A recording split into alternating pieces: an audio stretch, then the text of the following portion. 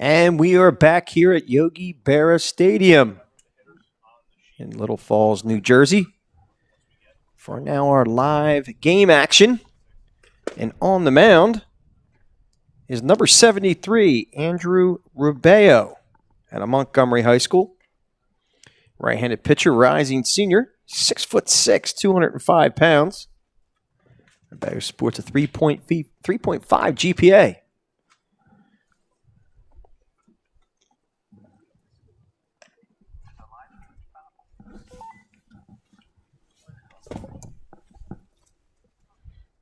It did, and we put it back on. So we're good.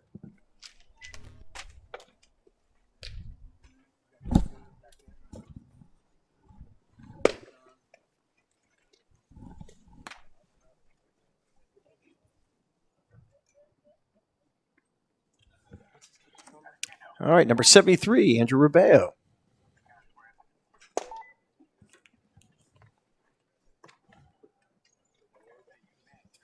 Six foot 6, 205 pounds. Wow. It's a big man. All I know is that I would not want to be up at the plate facing him right about now.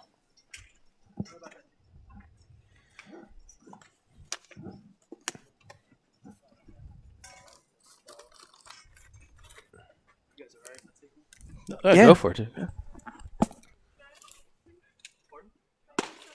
Yeah.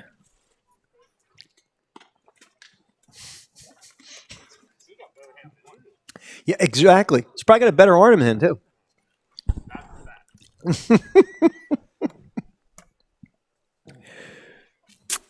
Just to let everybody know, we are BFA Sports, bringing you this PBR New Jersey Division Upperclassmen Showcase.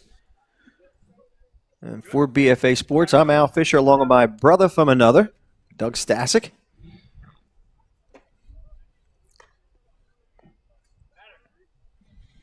And we're ready to get our first batter.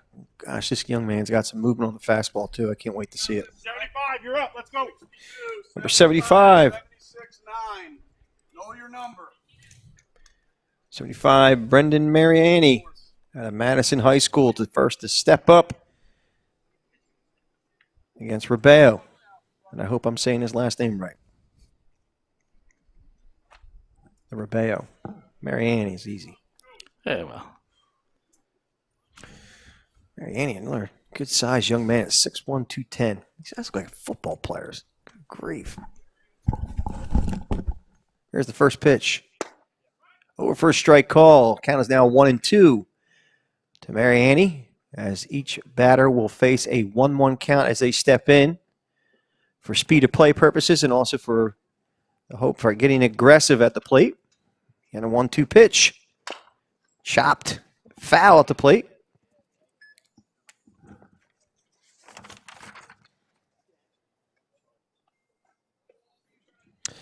As Rubeo's battery mate, I believe, is Justin Guest, because it looks like number 41 behind the dish. And again, the count is 1-2 to Mariani. And here's the 1-2 pitch. Swing and a miss. He struck him out. That's one out.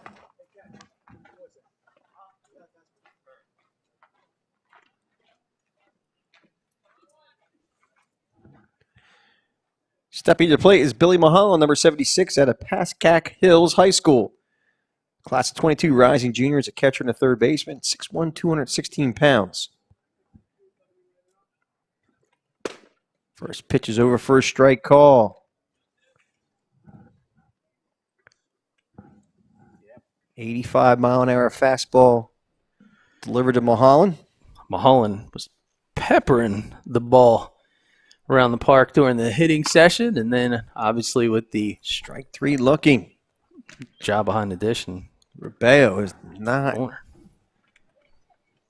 giving anybody an opportunity. He is mowing them down. he is dirty. Bring up number 62, Enzo Descalzi out of Vine High School. Class of 22, rising junior. He's a catcher and a shortstop at 5'11", 190 pounds. He bats right and throws right. And he's got a 3.5 GPA. First pitch is wide and up for a ball. Count now 2-1 to Skepkowski. So again, we start with a 1-1 count to remind everyone. Here's the 1-1 pitch. I'm sorry, a 2-1 pitch. Swing and a miss. It's now 2-2.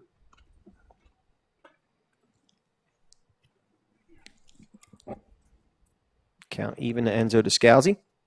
The last pitch at 86 miles an hour from Rubeo. Fouled to the right side and out of play.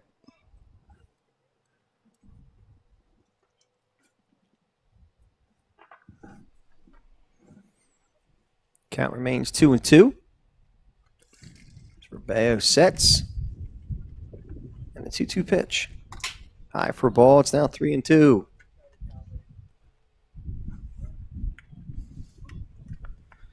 All right, and foul tips are not TrackMan friendly, as we discover from time to time.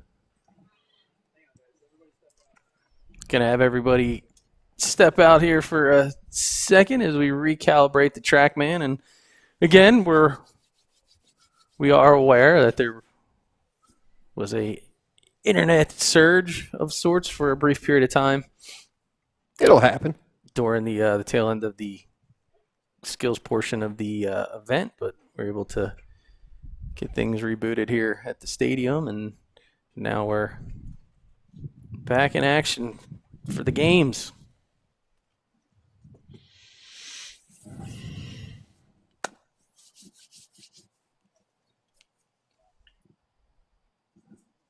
And it's been a heck of an afternoon, man. I mean, we're seeing some guys actually just grind after it, get after it. 101 exit velo this morning. Seen 97 miles an hour earlier. You know, Enzo Skepkowski, who's digging in here, getting ready to hit. He was at 96 miles an hour from an exit velo standpoint. So some guys getting some great opportunities to show off their stuff. And Rubeo impressing very early here on the mound. Dude, it's been a tall order for some of these guys trying to find their way on the bases here. Want to remind everybody, too, for our pitchers only, they're going to get the opportunity to throw 2 innings, 4 batters each, and for our two-way players, which means the pitchers will actually play the field as well.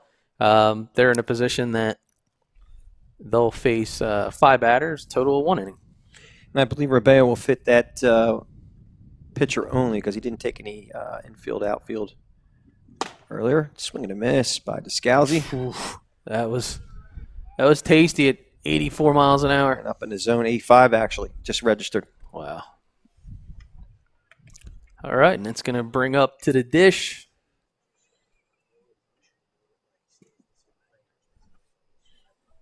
I don't know. Number 9. Right. Looks like number 9. That's Jake Beanie out of Belvedere High School. The 6', 150-pound rising junior, class of 22, graduating year. There's a 3.97 GPA.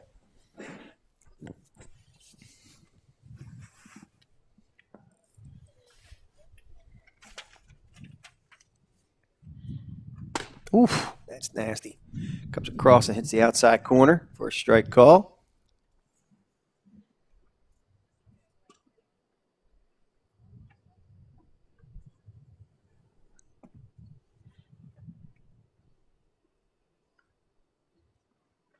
Two pitch right up the middle off the glove of Rubeo to the second baseman who throws.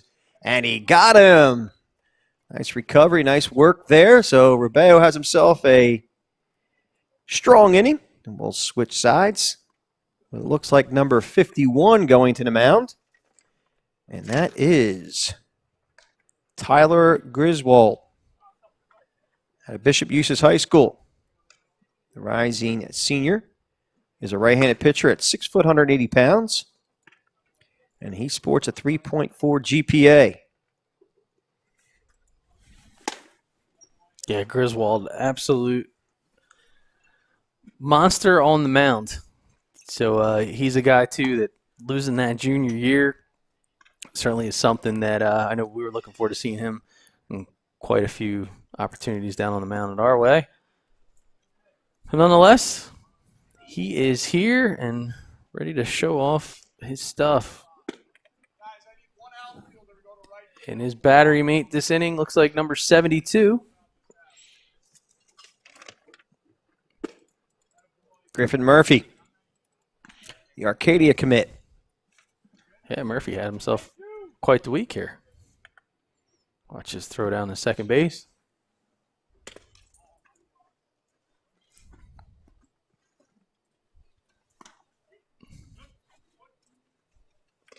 All right, so away we go. First batter Griswold will face is number 41, Justin Guest out of West Windsor, Plainsboro South High School. I'm enjoying saying that now. Yeah, Took so long. Oh, why would you? Class of 21 rising senior is a catcher third baseman at 6 foot 175. He bats right and throws right. He's got a 3.65 GPA and a 1050 SAT. First pitch to him is pounded foul to the third base side, so its count is now 1-2 to Justin Guest. That was an 82-mile-an-hour offering from Griswold, and he pops him up. Oh, Nice grab. heck yeah. Yeah, who was that? Who was that masked man?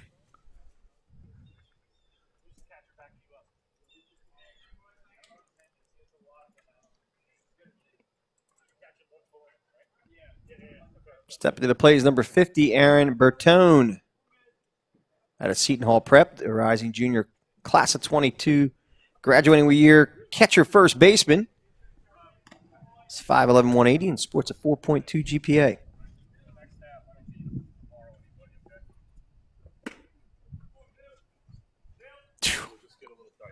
Oof, wowzers. Griswold making quick work.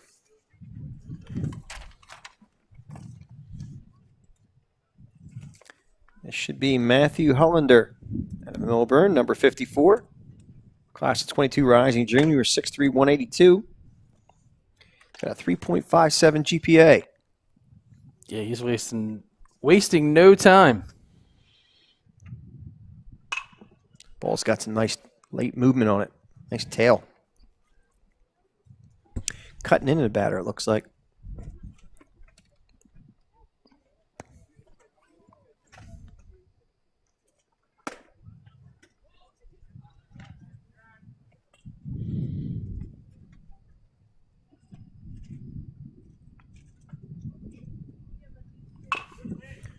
Ball chop foul.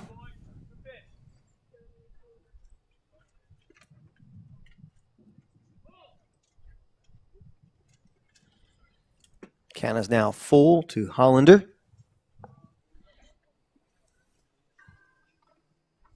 And here comes the 3-2 pitch. Lifted to right field. Shouldn't be a problem for the right fielder, number 71, who makes the grab. And that is Bradley Horan. I believe we have one more batter. Should be the final batter of the inning, I believe. That would be Robert Geisler, number 25 out of Bayonne High School, the rising junior class of 22. Catcher outfielders, right-handed on both sides, hitting and throwing. Ball grounded to second. Here's the throw. And he got him. Hey, nice job I staying didn't even get a chance to talk about Geisler. But that'll end this half inning. We'll switch sides with, I believe, a new pitcher, and we'll go to a break.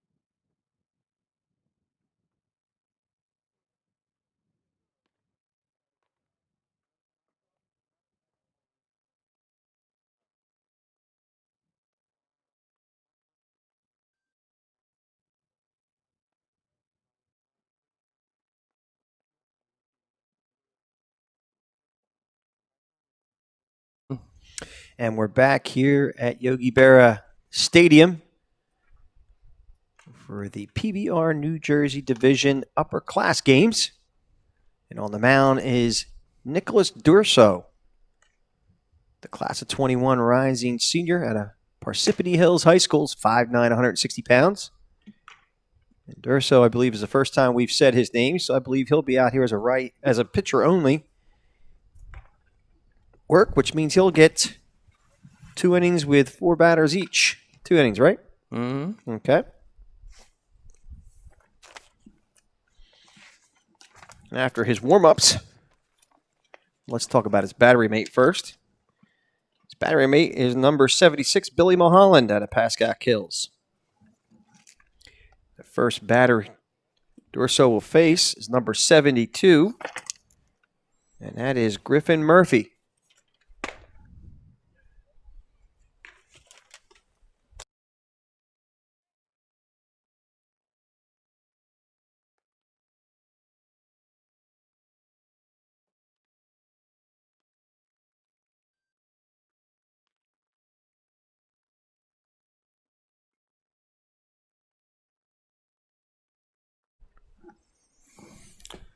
All right, so away we go.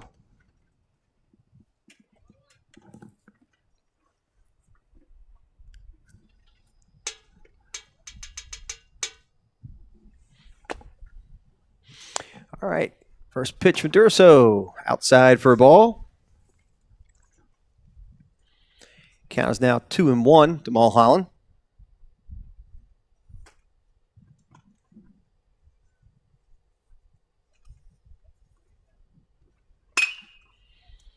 Ball lifted to the right side, and it is caught. Nice job. Great range by number 71. Who is that man? Haran. Bradley Haran.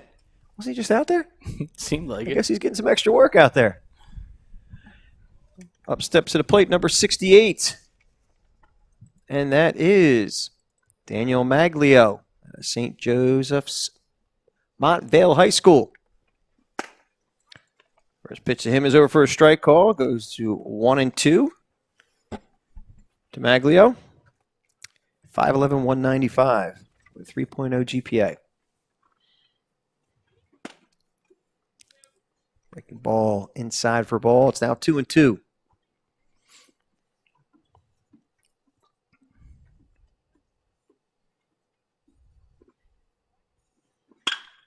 Ball lifted to right field.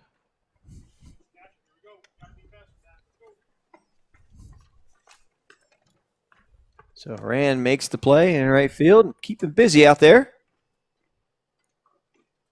Now stepping to the plate is number 47, Christian Cavanero at Ramapo High School.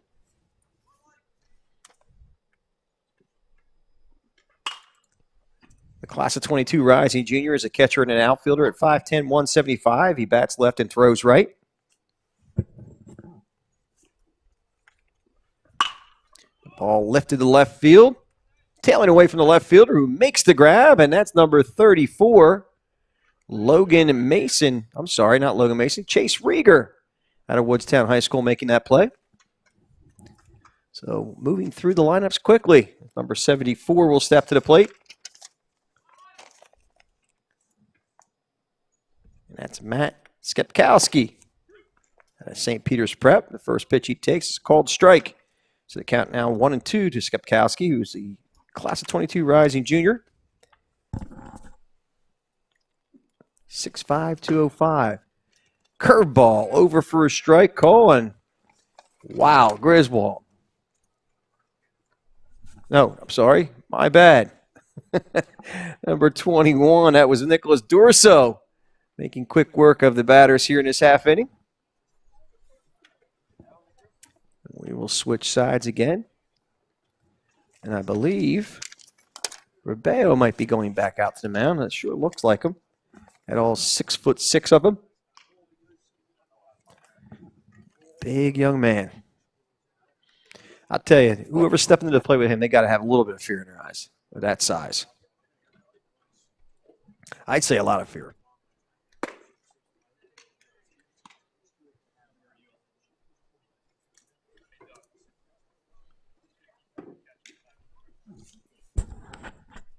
54 is his battery mate this go round. It's Matthew Hollander.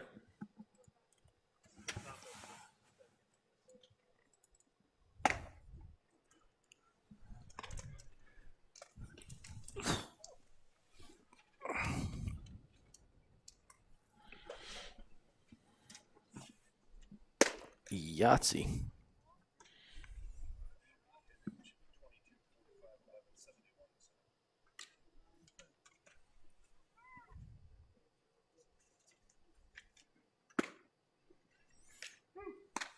All right, we'll get a look here at Hollander's throw down to second base.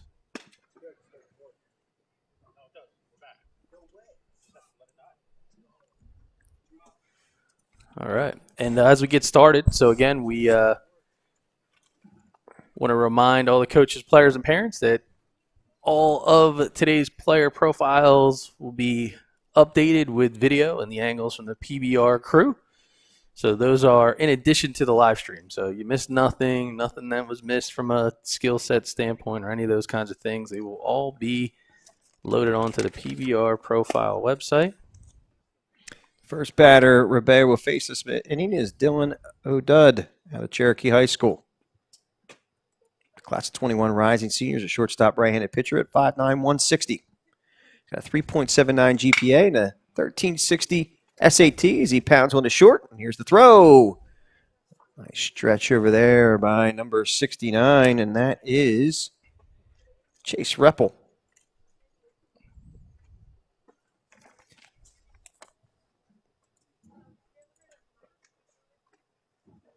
I'll bring up number 45, Gianni Rana out of Leonia High School, the class of 22 rising junior. Once again, as a third baseman, shortstop at 5'9", 175. 1-1 pitch to him is pounded to second base. And Rana will get there safely. Tough one, hammered that one, hot to handle.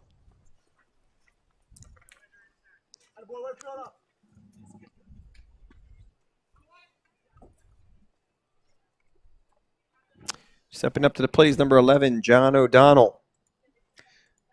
5'9", 155-pound rising junior out of St. Peter's Prep. Sports a 4.27 GPA.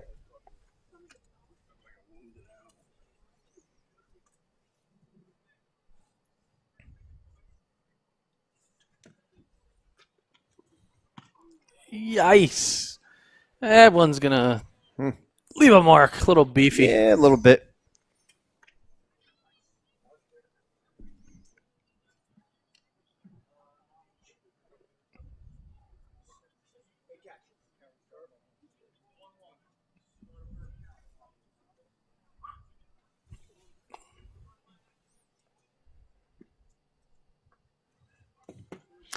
So Donald will step back in the box. Take on Rubeo, who's done very well so far. Oh, look at that. And a nasty spot at the knees for a strike call.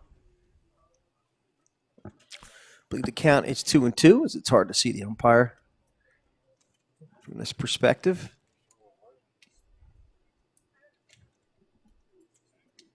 There's 2-2 pitch.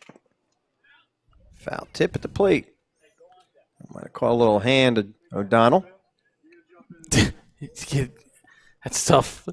It's a tough spot to be in there, man. All right. Give O'Donnell credit for being Chevy tough in there. He is Chevy tough. Man. Like my Chevy Silverado. Hey, you're pretty happy with it, too. Oh, big time. Thanks to Jimmy G at RK Chevrolet right down there in Vineland, New Jersey. Long way from here, but you never know. Yeah. Bradley Horan stepping to the plate. Ooh, fastball. Swing and a miss. Horan out of Morristown High School. Class of 22 rising junior. 6'2", 200 pounds. It's a 3.6 GPA. Here's the pitch. Swing and a miss. Struck him out. And O'Donnell step back in. It's an 85-mile-an-hour fastball he swung through. Oh, Donald's hoping that he can avoid the ball magnet issues he's been dealing with.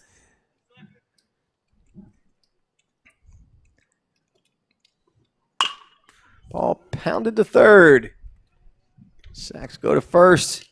Oh, double play. Nice work by this group of guys that don't even play together. Turn into double play. Make it work. And we'll switch sides.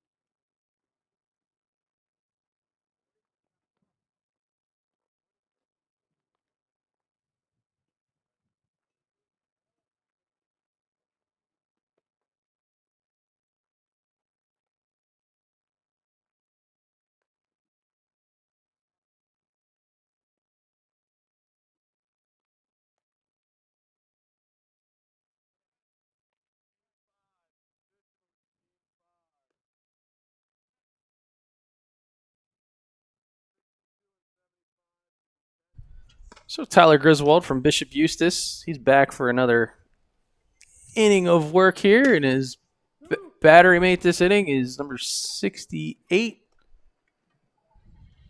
Number 68, that would be Daniel Maglio out of St. Joseph's Mont Bale High School.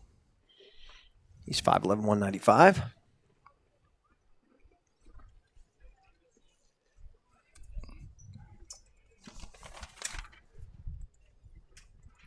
So Griswold had himself an inning last inning.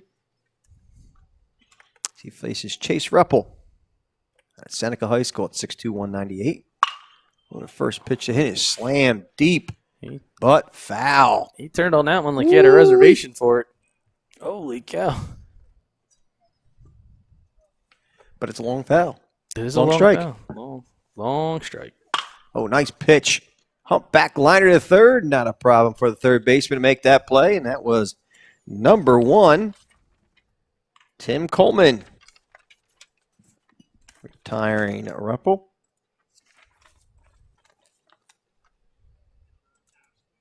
Up steps to the plate, number 40. First pitch is over for a strike call.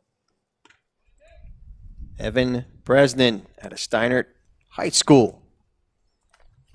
Class of 22 rising junior is 5'11", 175. Plays the middle infield at shortstop and second base. Yeah, Griswold Fouls it back. Griswold works quick, man. Means business all the way. I can't keep up. I'm I love I'm it. trying to. It's not giving the hitters an opportunity to get comfortable even a little bit. Nasty breaking ball. Wow. Just setting them up with a couple of fastballs. That thing dropped off the table, 66 miles an hour.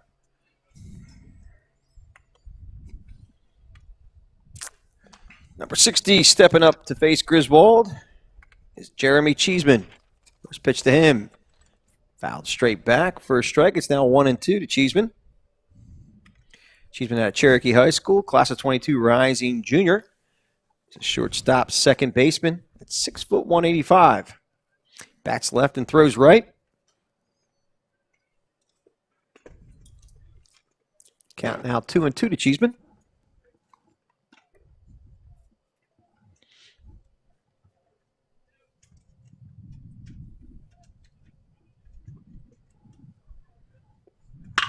Oh, there's a shot to deep right center field.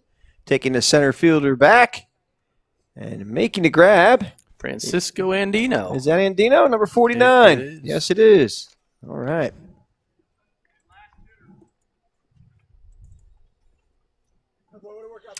Last hitter of this inning is number 14, Thomas Santana at Pingree School. Pitch is called a strike. 6'1", 155, right-handed pitcher shortstop.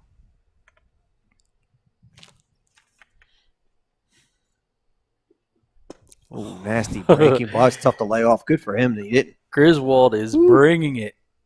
Absolutely bringing it. I like his stuff.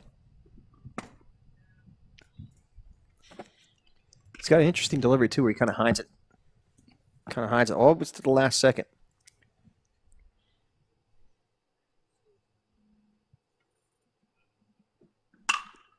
All popped up.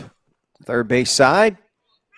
Calling for is the third baseman, Coleman, who makes the grab. And that'll end this half inning. So nice work again by Griswold. Makes quick work of the batters here. And it looks like heading to the mound is number 21, Nicholas Durso, for some additional work.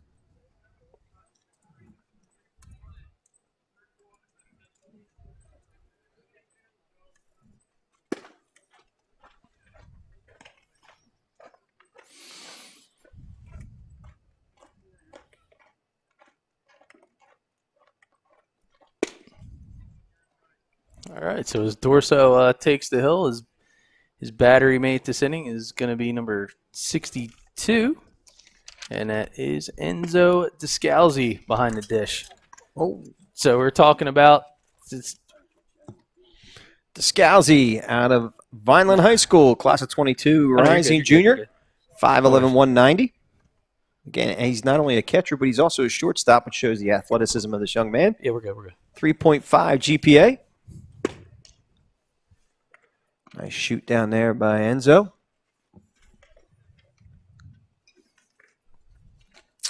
First batter, Durso will face is number 1, Tim Coleman out of Kingsway High School. 5'9", 143-pound rising junior. He's a shortstop right-handed pitcher. Sports a 3.45 GPA. And the first pitch is lifted to left field. And lining up there is number 34, Chase Rieger, making the grab out of Woodstown High School.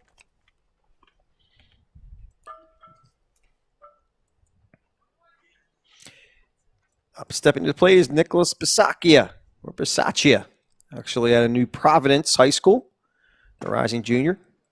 First pitch is called a strike.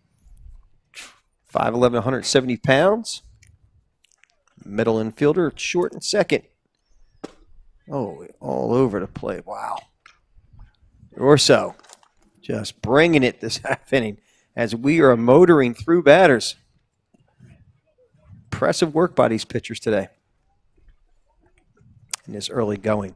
Yeah, the tempo here is off the chain. Yep. I'm going to need a couple days off from my real job. It's number 32, Ryan Fasinelli, steps to the plate.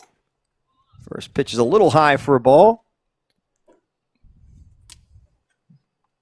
82 mile an hour fastball, a little bit out of the zone, just missing.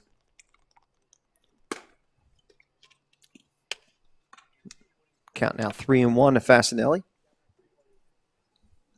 Fasinelli at 100 in Central High School at 5'11", 170 pounds, a rising junior. It's a shortstop, second baseman. Oh, line drive. One hopper now to shortstop. And Fasinelli will find himself at first base. Yeah, finds its way through there. Not much you can do. A little hot shot there. Last hitter.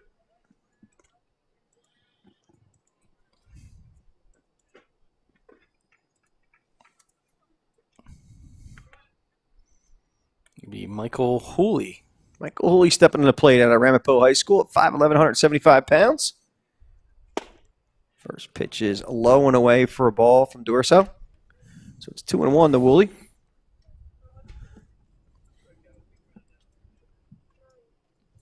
Again, as I said, at Skyland Stadium, Hooley really showed well from a skill standpoint and with his bat.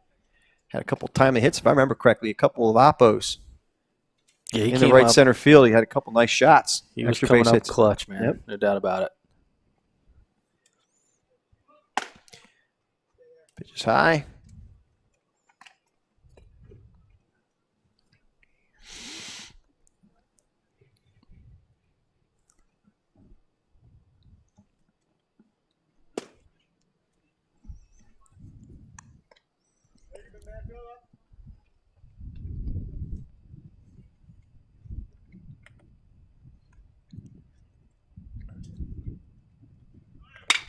There's a shot to left center field. Catch made there by number 28, Danny Mack. Out of Ramsey High School, the 6'1", 165-pound rising junior. And we'll switch sides.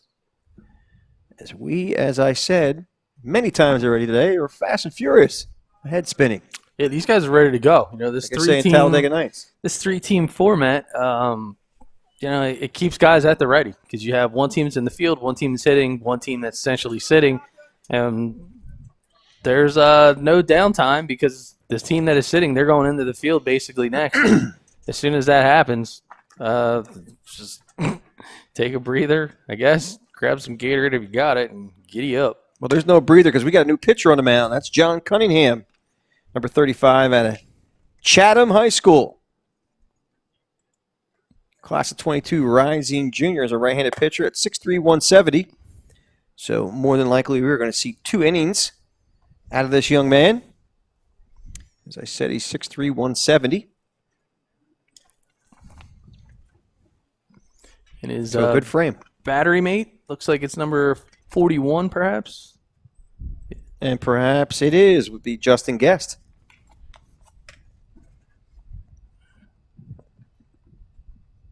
Justin Guest out of West Windsor, Plainsboro South. It could have a couple more names of that school, don't you think? Yeah, well, West Windsor, Plainsboro South. tough to fit on a jersey. Right. That's all. Or T-shirt. Yeah, school pride. It's like, well, what do you do? Tuxedo T-shirt. Means I'm formal, but I like to party. Yeah, 100%.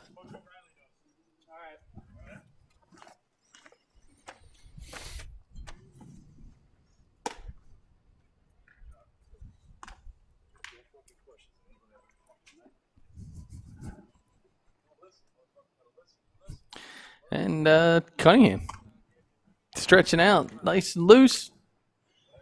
He is ready to go.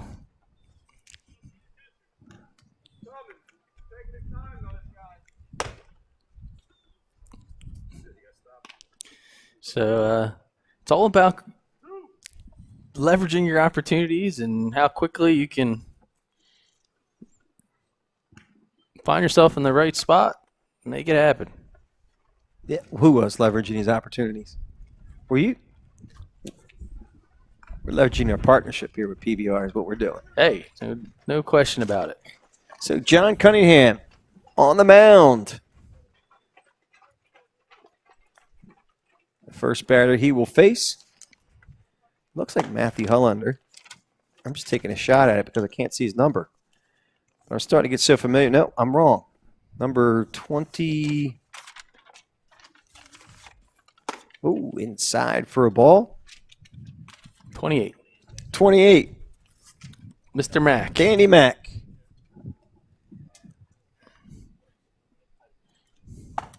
It's Cunningham working inside a little bit.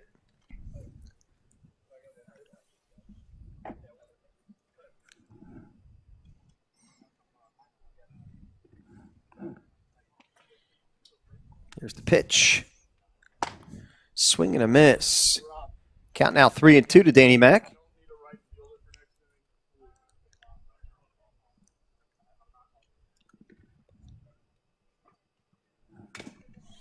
Foul tip at the plate.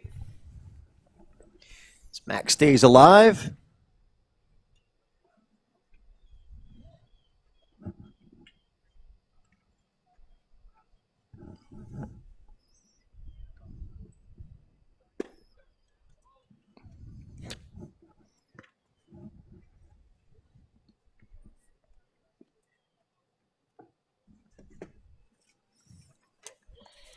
And 3-2 pitch. Pounded foul, the third base side.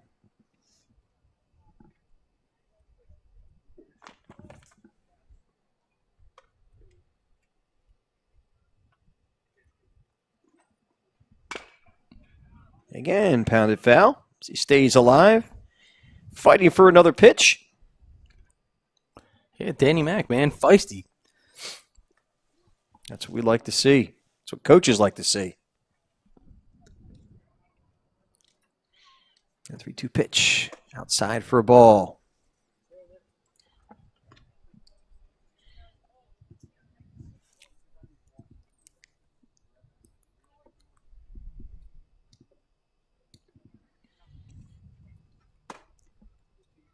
High and inside.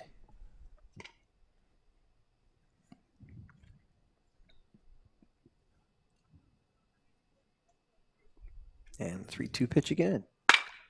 Oh, it's soft to short. Here's the throw. And they're saying he's safe. All right. It's a good hustle play by Danny Mack running that hard 60. Yeah, real hard 60. Nice work by him. Making that play close. It's going to bring up Chase Rieger, proud of Woodstown.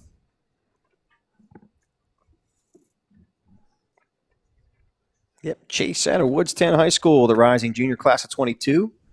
He's a left-handed pitcher outfielder at 5'11", 170 pounds. Another pride of heavy hitters, sporting a 3.75 GPA. Pitch is low for a ball.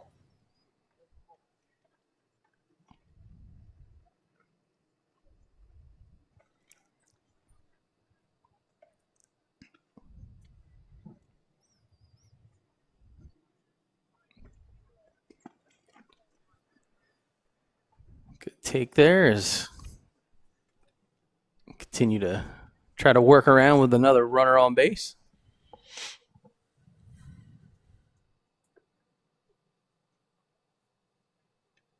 Here's the pitch. Oh, swing and a miss by Rieger.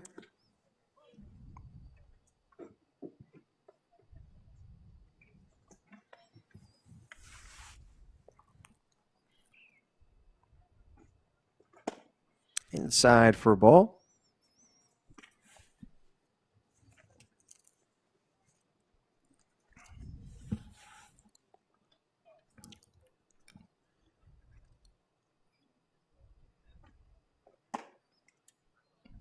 It's funny. I remember one of the last events Rieger was at here with PBR. It was the same thing. You know, you look at how patient he is from a hitting standpoint. You're not going to get him to chase something out of the zone. And he's just fundamentally awesome player all around. Nice pitch. Swing and a miss. He struck him out.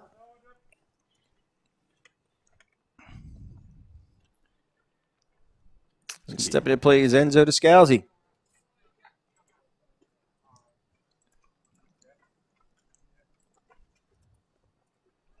And get a mid-inning catcher switch. Descalzi digs in. First pitch to him is high for a ball, high and away for a ball. It's 2-1 to Descalzi.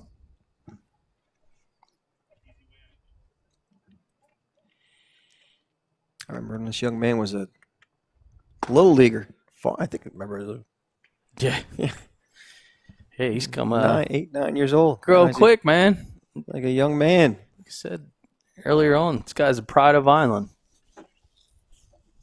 Representing our hometown very well, and nice job behind the dish as always, and showing off that arm, and certainly no hesitancy to be getting through that tough workout regimen by Mr. John Malatesta over there. Ball lifted to left field. Getting under it is Tough one there for the left fielder, Zach, as the sun is just up over our back shoulder. So that's right in the fielder's view there.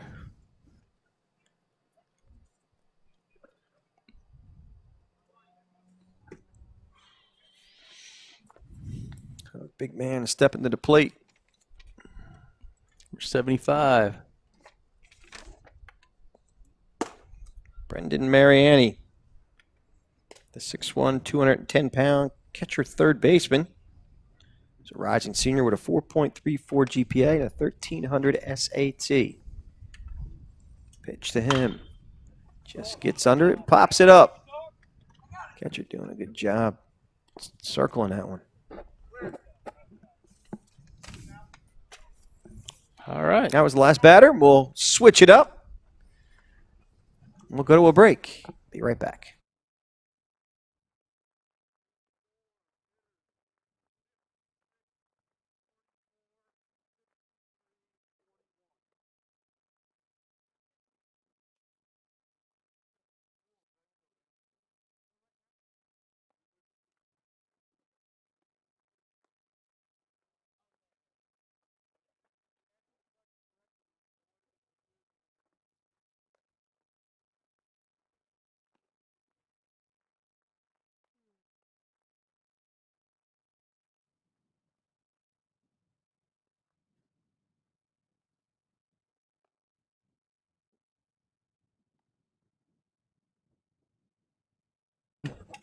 And we are back here at Yogi Berra Stadium in Little Falls, New Jersey for BFA Sports.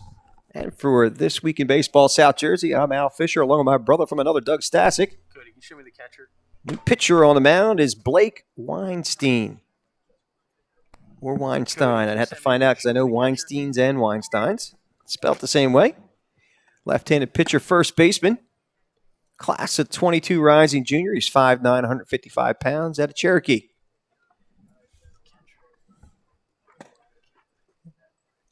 And the catcher behind the dish looks like number 47, Christian Cavanero out of Ramapo High School. And the first batter Weinstein will face is number 56, Thomas Zamidi.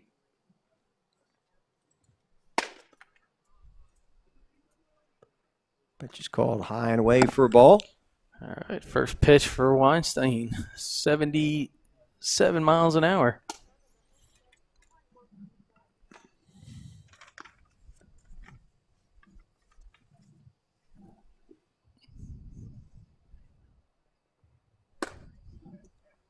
Ball outside.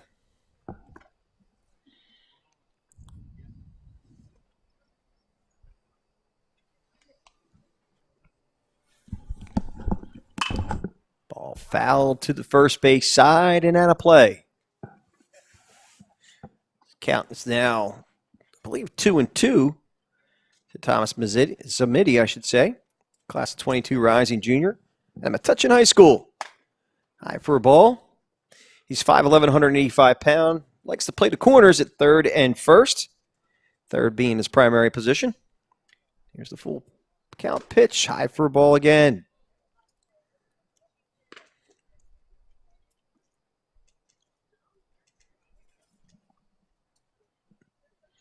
And the pitch.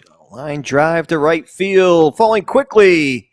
And it finds pay dirt as Zamidi is on first base with a single.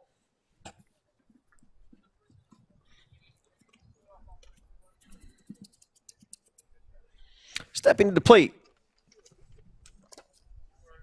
to face Weinstein. It's number 44, Logan Mason at Huntington Central High School. The rising junior class of 22 is a 6', 175 outfielder right-handed pitcher.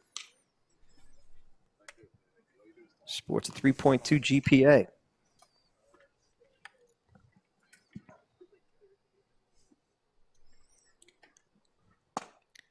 Pitch is over for a strike call.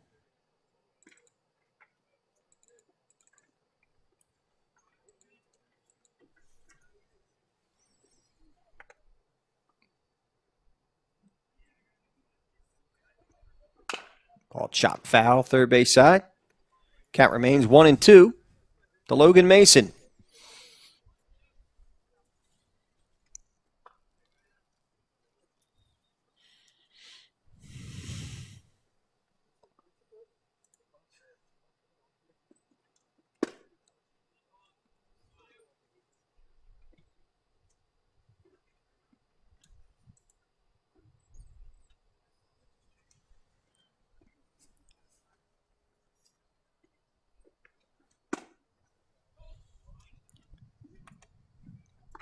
That last pitch was called a ball.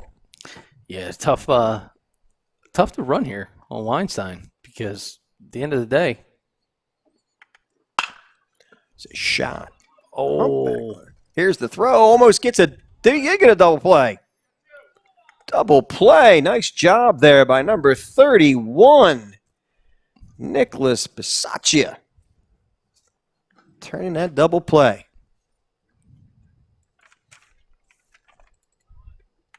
We'll bring up Tyler Zeck. Yes, sir. Tyler Zeck.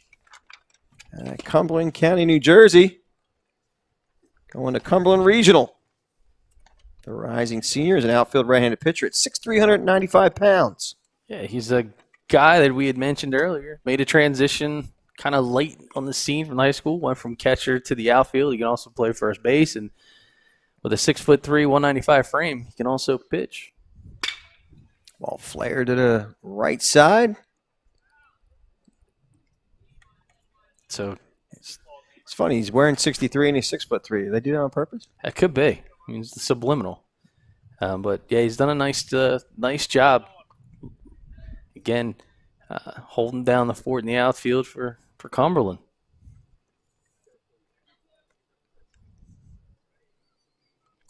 Let's see if he can get something going here. Ball outside. And again, the maturity piece. So as he continues to get bigger, stronger, faster, he's going to be able to add to that frame. Yes, sir. And he's going to be able to fill a lot of roster spots, it needs from a coaching standpoint. You got a kid like this, got strong grades. He's got great, strong work ethic. He's got this natural baseball frame to him. He can catch. He can play outfield, first base, and pitch. I mean, not a whole lot more you can ask for. Does he wash dishes? I don't know. You have to check. But, right. I mean, I know his work ethic doing, is strong, but he's well, not. that's what I'm saying. I'm trying to say, not crazy. He's got to do everything. Well, you never know.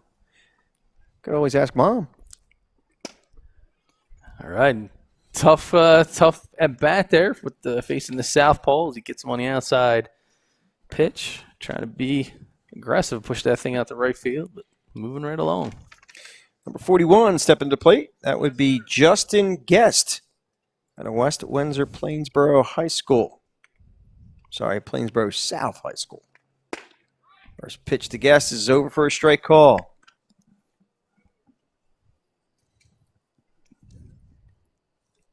Guest with a 3.65 GPA and a 1050 SAT score. Counts now 2-2 to Guest. Here's a 2-2 pitch. Lined foul.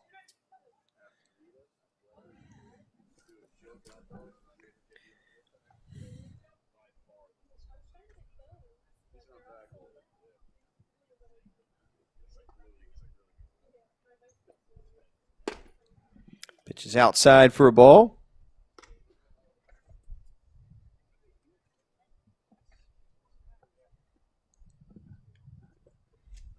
Swing and a miss. He struck him out. So that'll end the side. We'll go to a changeover of pitchers and defense as we are playing with three teams, essentially, to get everybody opportunities at the plate, everybody an opportunity on the mound. And back on the mound. No, actually, this might be a first stint. It might be the first time we're seeing this young man. This is Holden Jong at St. Augustine Prep. Jong is a left-handed pitcher at 6'1", 150 pounds. Has a 3.8 GPA. Pride of heavy hitters.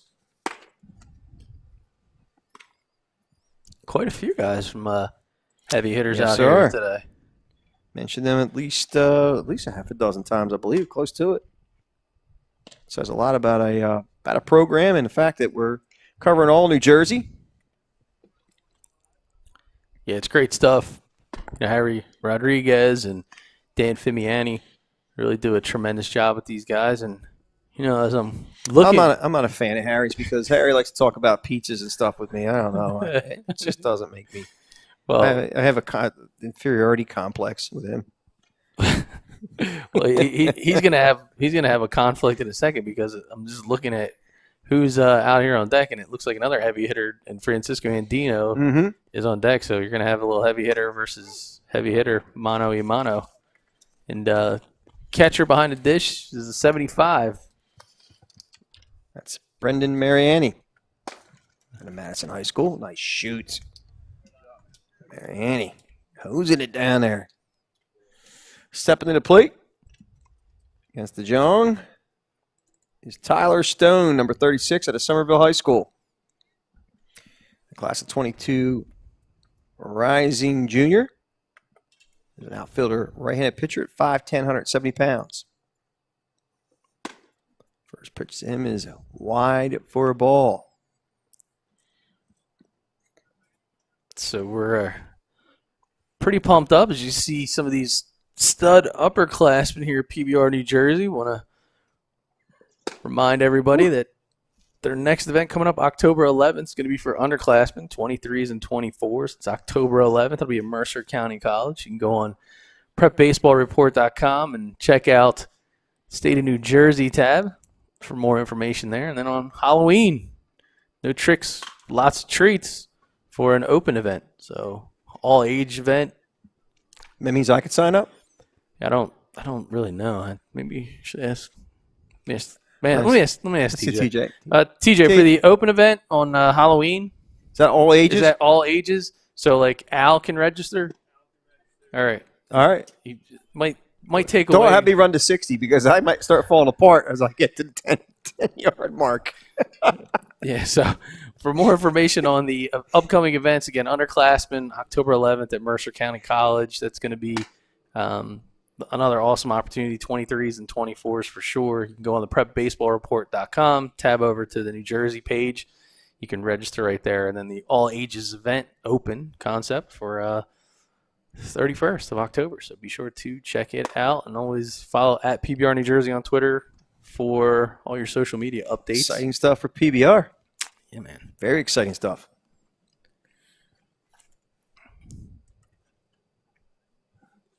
And actually, for the underclass event on the 11th, we will be there live streaming. Awesome. And we are privileged to be there. Yeah, and Mercer County College, a lot of people don't realize they just put a brand new turf field down. So, I mean, it is the by far newest turf field in the state of New Jersey, and could be a pretty awesome opportunity for some dudes to do their best out there. Oh, talk about your best. Look at that. We were getting ready to do a Mountain Dew commercial. Do the do. Didn't you just say that? Yeah, do the do. So here we go. Here's the mano-a-mano against Francisco Andino. Stepping to the plate. Face Holden DeJong out of the prep. Andino again at a Violent High School. 5'10", 179-pound rising senior. Primarily plays outfield. bragging rights on the line. I can almost imagine what's going on at heavy hitter headquarters right now on the big screen. NFL on the one TV, these guys battling on the other.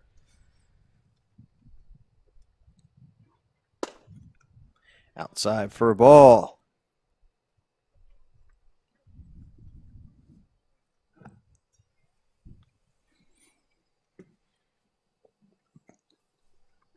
Here's the pitch from DeJong. Inside corner for a strike call. And the count now full to Andino.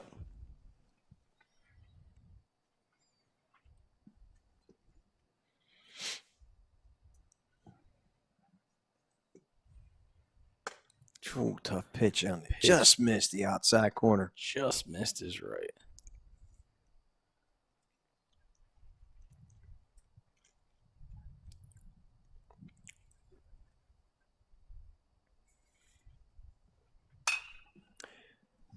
And Dino fouls one off the out of the stadium. Out of here. Man, I just noticed. Looks like they got like a VIP suite up there. Yeah, man. Yeah, maybe you could become a VIP, Al. I'd love to. One day, maybe that'll happen.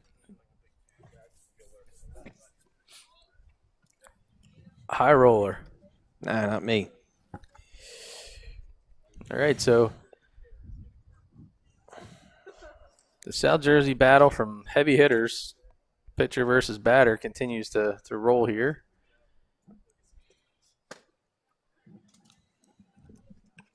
Jong nipping at that outside corner, trying to get Andino to bite. Well, these are two guys that know each other remarkably well, so this is a great chess match here. Grounded to short. And Dino getting down the line quickly. Here's the throw. Got him. All right, nice battle there between those Real two nice guys. battle. Number 22 making the play, which is Dylan O'Dud. I bring up number 72. If I'm starting to memorize these right, this might be Mohan. Oh, Griffin Murphy. I got it wrong. Griffin Murphy out of Freehold Township High School. The 5'11", 205-pound rising senior plays catcher and third base. Arcadia University commit. Yes, he is. 3.7 GPA. Ran into Coach Brian Torsani yesterday out in Dunmore, Pennsylvania. So I'm sure he's excited, along with our friend Jimmy Goulden. Ball. It's slow to short. Here's the throw. And Griffin got down that line. Big man in a hurry. Woo! Got places to be.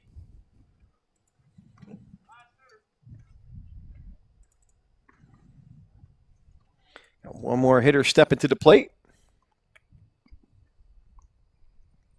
It'll be Daniel Maglio. Daniel Maglio out of St. Joseph's Montvale High School at 5'11", 195, the rising senior. He's a catcher first baseman. First pitch to him is low for a ball. Count now 2-1 to Maglio. Yeah, you know, and going back to Jong, I mean, he plays for a St. Augustine prep team that's always deep in the pitching aspect. So he's one of the next up-and-comers for this group. They're going to be counting on do some damage against would-be hitters. Coach Bylone out there.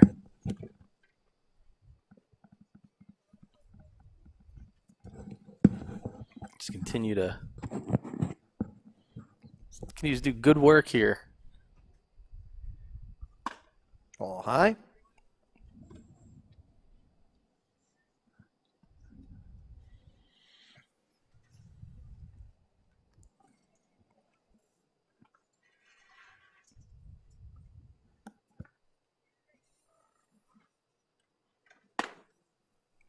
Pitches Out of the zone for a ball.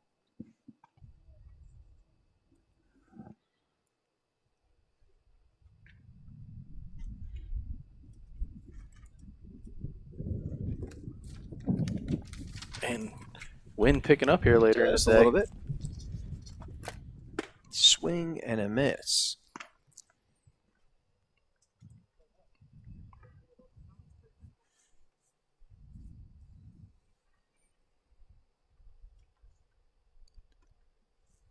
And DeJong winds in the pitch. Oh, nice curveball. Struck him out.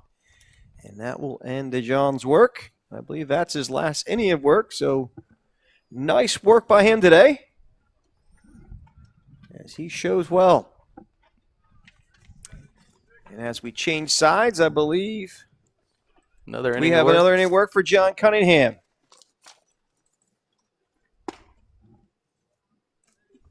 Number 35, Cunningham, stepping up to the mound.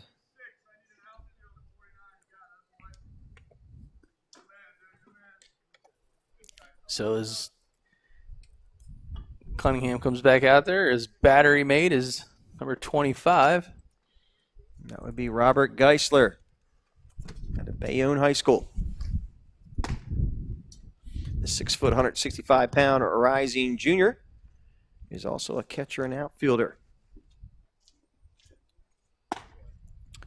Well, you know, I had an opportunity to catch up with TJ Hunt, and we were talking about this crop of catchers. You know, usually this late in the game, you don't see this many guys who are out here with an opportunity. But again, with the recruitment dead period being extended, and with the carryover of what happened in the 2020 spring season, you have a lot of coaches that are kind of doing that hurry up and wait, and therefore, here's a group of guys that are anxiously waiting their call and their opportunity. And based on what we've seen today, both in the morning and the afternoon, going to have some calls after these events over the next couple days. So pretty excited for these guys. Yeah, definitely. And we hope that the window we're opening for these young men, by being a live stream plus a partnership with PBR, will help these young men Get committed. My wife tells me maybe I need to be committed, Al. Should I be concerned? No, because it's true. And once you face those things, that's a first step in progress. Okay. Well, thank you. Yeah. Appreciate the support. All right. So we're going to get things going here with Billy Mulholland out of Pascack Hills. 6'1", third baseman, catcher, right-handed pitcher. He does a lot, but he does it all well. First pitch is called a strike. 1-2 quickly to Billy Mulholland.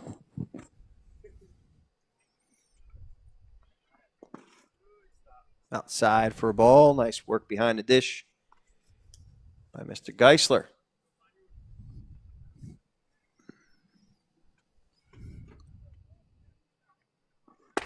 Swing and a miss. He struck him out. So Cunningham picking up where he left off.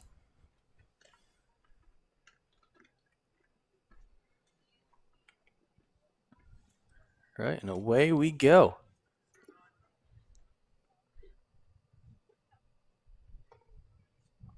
Swing and a miss to number 9, Jake Beanie. So count quickly 1-2 to Beanie. It's a 1-2 pitch, swing and a miss. He struck him out. Man, he's So Cunningham, quick work Cunningham here. is. There's no happy days going along here for these batters. Mr. Cunningham, you got the reference? Yeah, I got it. All buddy. right, I was hoping you did. I got it. All right. I tried.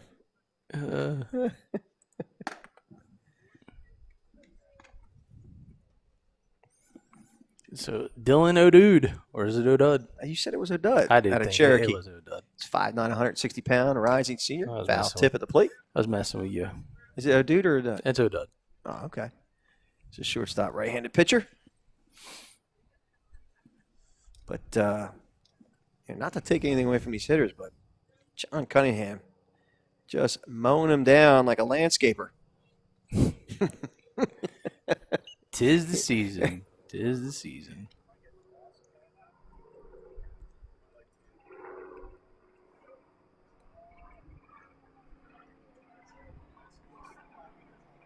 Here's the pitch. Got, Outside for a ball. got helicopters and all going on here. Mm-hmm.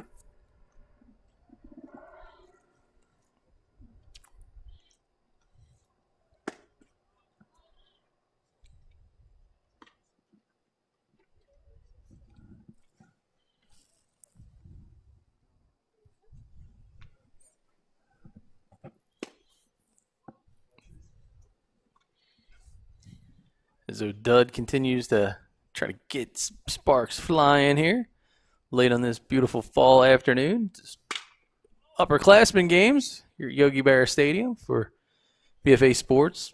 Doug Stasic alongside my brother from another Al Fisher. Appreciate everybody tuning in and checking out some of these very talented 21 and 2022s looking for their next home from a career standpoint. Obviously, they are talented because we've seen good baseball today. Oh man, it's been knocked out. It's been awesome. And on top of that, these guys are just so on point. It's like they're getting their work in. They're working at a feverish pace, and you can feel the competition. These guys pushing each other all through the day. Not to mention Coach Brian running a tight ship here. They don't have a choice but to keep up with the tempo.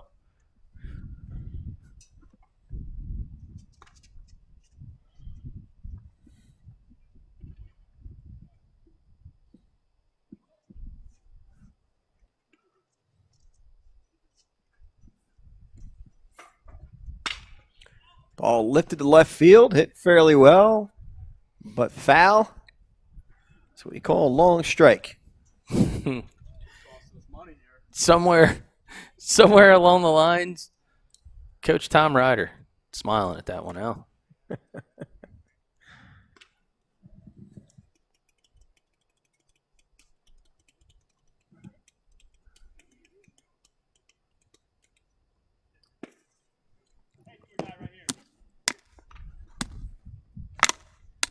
All right, nothing like that nice bottle crackle-lacking in my ear. Your 47th bottle of the day full of water. What's it mean when you have to eat and you drink a lot of water? I don't know, man. Kind of frightened to ask.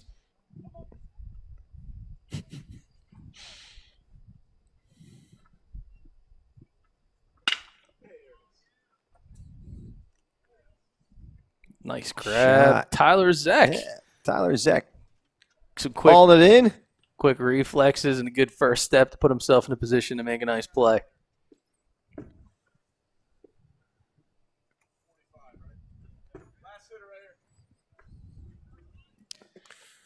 All right, brings up number 45. Gianni Rana out of Scotch Plains at Fanwood High School.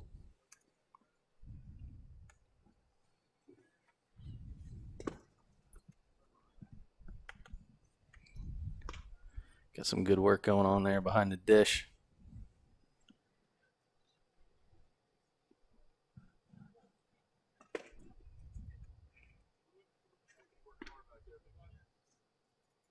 Doing a great job.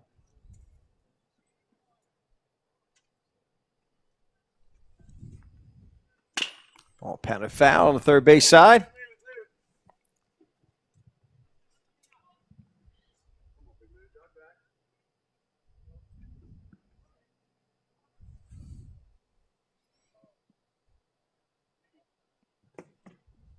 Here's the pitch. Ooh, nice breaking ball. Good discipline by Rana to lay off of that.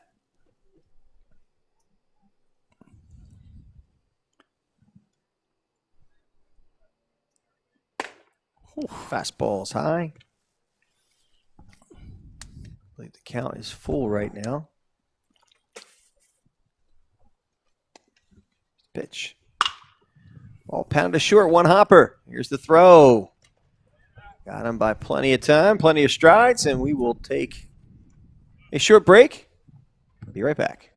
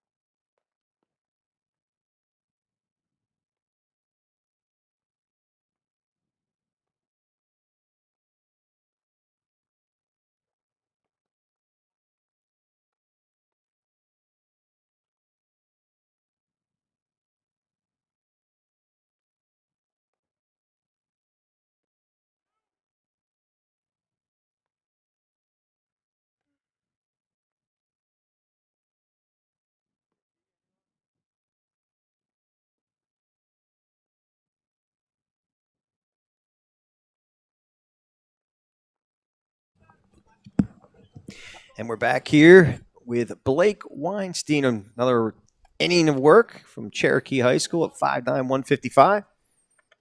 As we are here at Yogi Berra Stadium in Little Falls, New Jersey for the PBR New Jersey Division Upperclass games.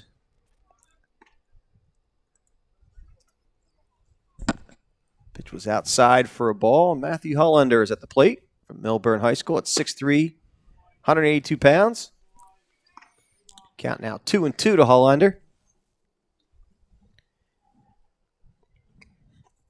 Weinstein winds. Ball pounded to right field and stays up enough for the right fielder to make a grab, and that was number 1, Coleman. Coleman, it's like He's all over the place. He's like Visa. It's everywhere you want to be Everywhere today. you want to be. Exactly right. Could have said something else, but of course, we're going to keep this G-rated show. It's a good idea. Robert Geisler stepping to the plate. Did some nice work behind the dish the last half inning. And he pounds one for a base hit to left field. As Geisler takes a nice turn around first. And he is there safely After Man. 1 out in this inning. Nice job jumping on that one right there. Hammering through. I believe this is Ruppel stepping in the plate. I think I'm starting to. Am I wrong? You're going point, man. Oh, I got one right. Chase Ruppel of Seneca High School. The 6'2", 198-pound first baseman, left-handed pitcher. The rising junior, class of 22. He sports a 3.75 GPA. First pitch to him is outside for a ball.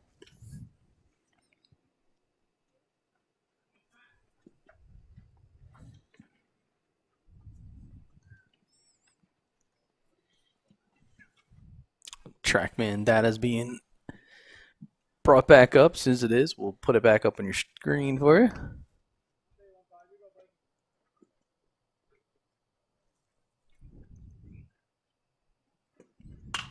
Ball fouled back and out of play.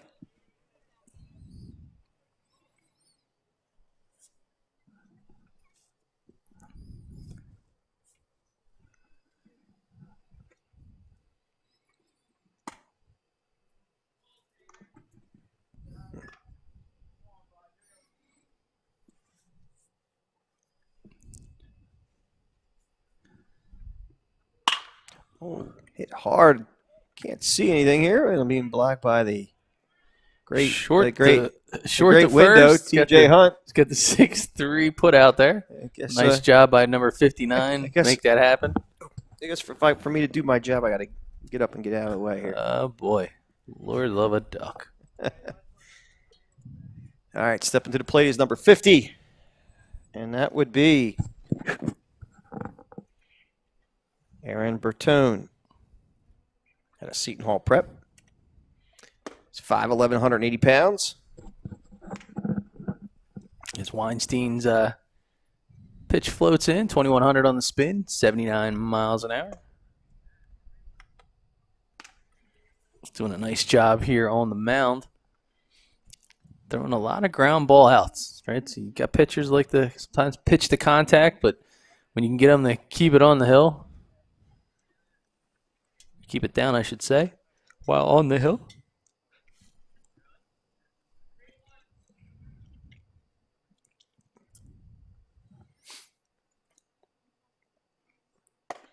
Pitches high for a ball.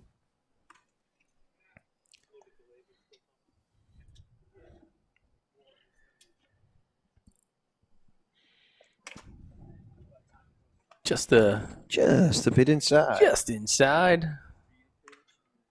Pulling back a little bit.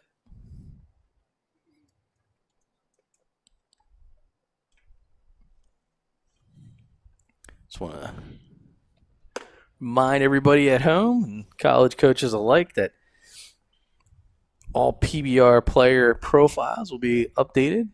So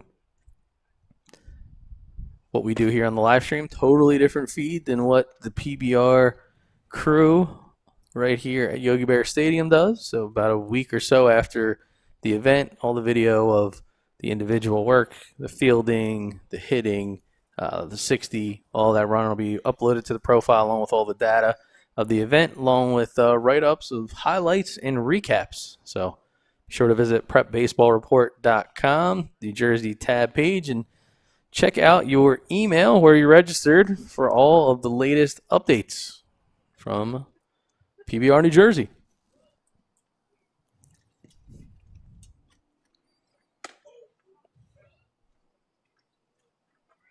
Well, gotta love the fact that Weinstein's not looking to give up the inside part of the plate. Just keep on working. Is Bertone.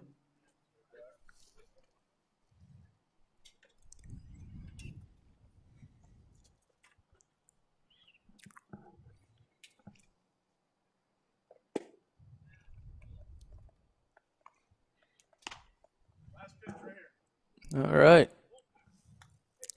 So we're grinding now. We're grinding. I love the way that Blake is just continues to battle. Here we go now. keep pounding the zone. Going to try to challenge Bertone with a fastball. Right, that's tough. That's a tough pecking order too. If the batter knows what's coming. Ball lifted to left field. Actually, the shortstop's going to call for it, and it makes the grab. I believe that was number 59. Yep. Number 59 being Michael Hooley. So we will flip sides, and I think we're going to go to a quick break.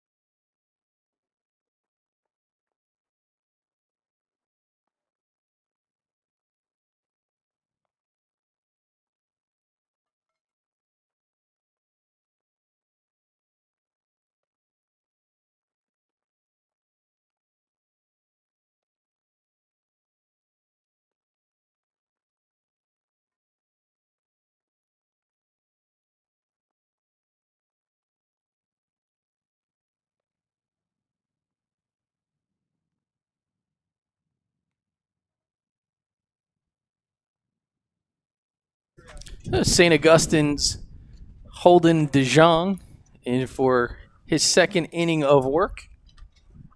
And looks like his battery mate this inning is going to be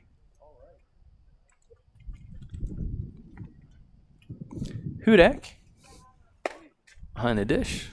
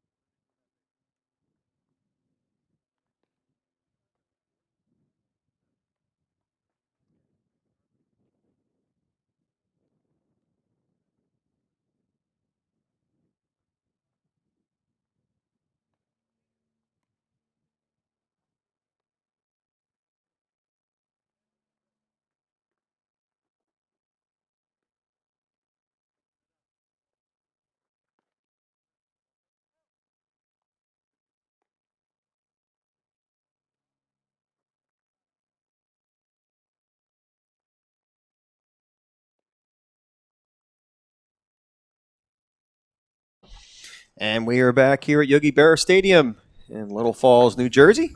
A nice brisk fall. Well, not even fall. It's not fall yet officially. No, not officially. But it feels like a fall afternoon. As Holden DeJong is back on the mound, facing Matthew Skepkowski. Oh, I said that wrong. Skepkowski. I had to look at it again. Out of St. Peter's Prep, 6'5", 205. Big meal man. All fouled to the foul back, we'll call it.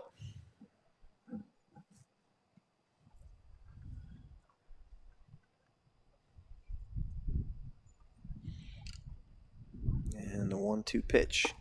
Swing and a miss. He struck him out. Skepkowski goes down swinging.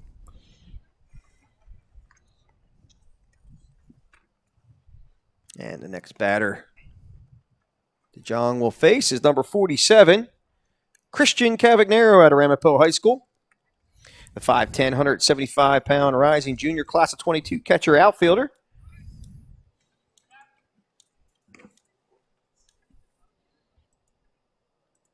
Bats left and throws right. So lefty on lefty. There's a pitch. Fouled back. Count now, I believe 1-2. I didn't see the first pitch. I think that was the first pitch.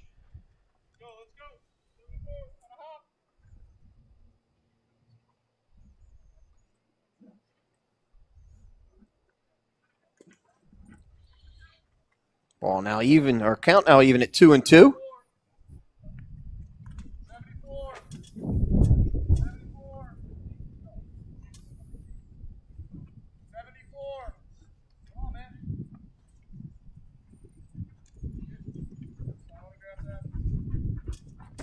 All right, so Cavagnaro continuing to battle here against Jong as the afternoon rolls on.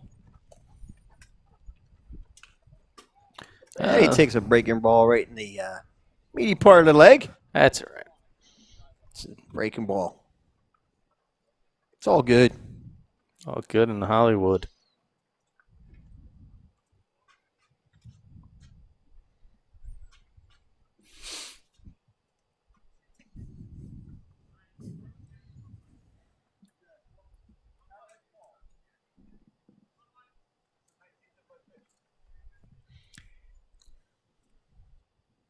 And here's the pitch.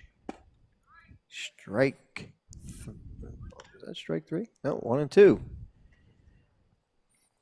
Pardon me for that. So the count is now 1 and 2 to Christian Cavagnaro. Get out of Ramapo High School. Swing and a miss on a filthy breaking ball. Struck him out. Man, dirty, dirty, dirty. Change catchers is number 76. Jumps behind the dish. That's Billy Mulholland.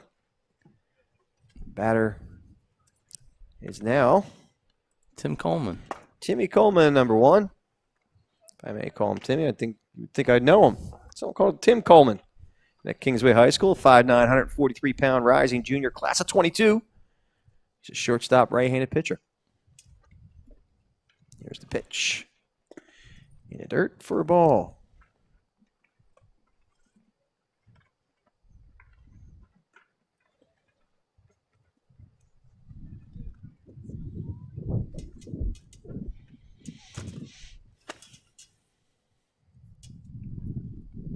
Counts 2 and 2, and here's the 2-2 pitch. Pounded foul at the plate. Count remain at 2 and 2.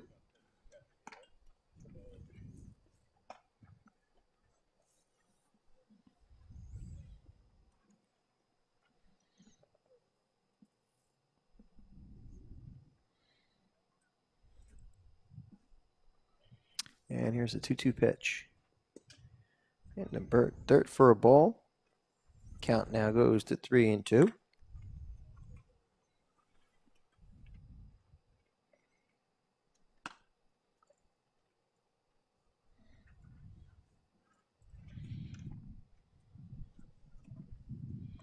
And a 3-2 pitch. Outside for a ball.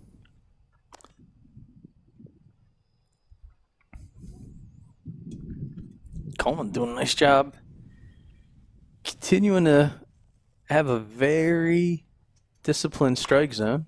Oh, fouled back. Nice move. Man, Chasing his own teammate away. dancing. Just dancing machine over there. Dancing, dancing. Dancing machine.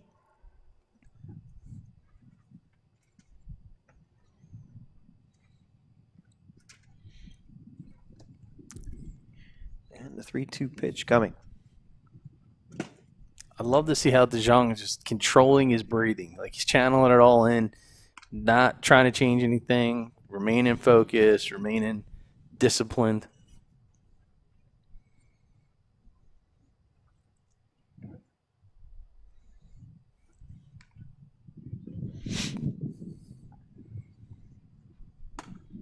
Ball outside.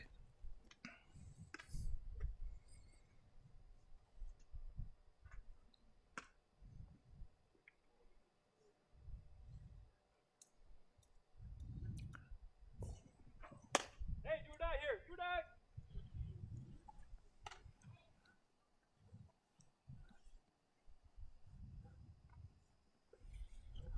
Man.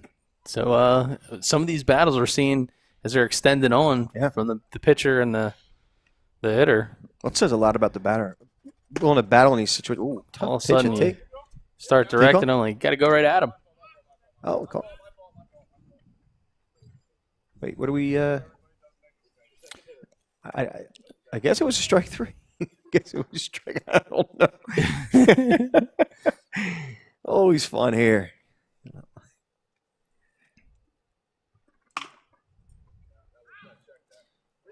C'était Jong. I mean, this guy's pretty impressive.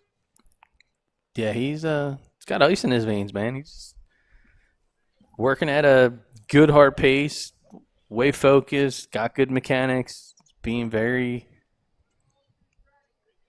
structured, which is good, and he's repeating. And when you're able to replicate what you're doing time and again, regardless of what's going on, that talks, that's big towards mental toughness. I like the fact he keeps the baseball down, too. Keeps it out of the zone. Can't get the ball lifted in the air.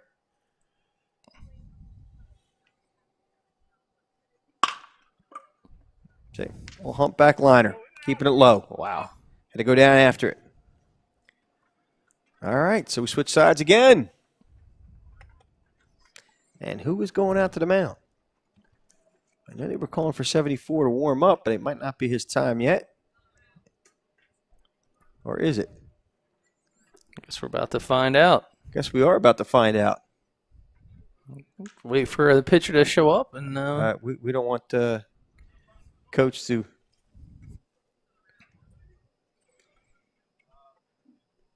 Here he comes.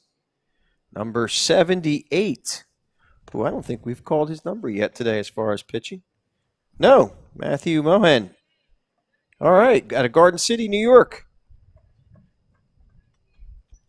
Class of 21 rising senior.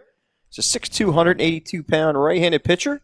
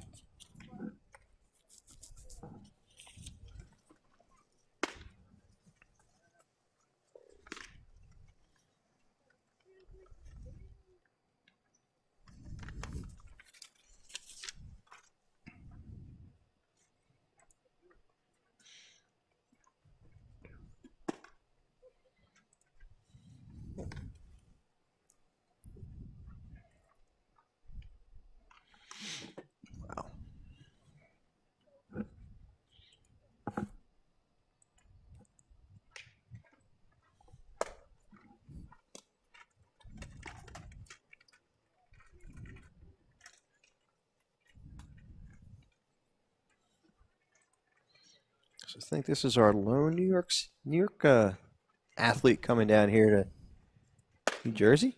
Probably right on that borderline, Garden City.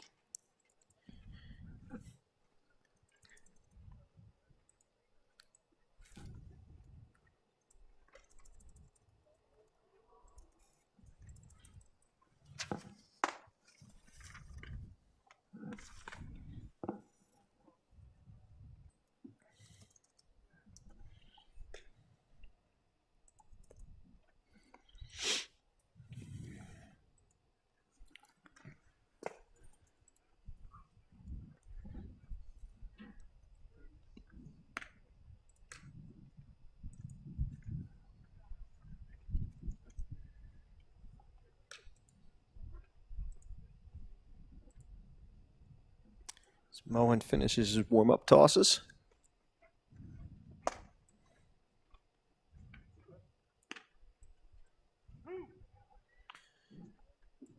This should be the last one here. As his battery mate.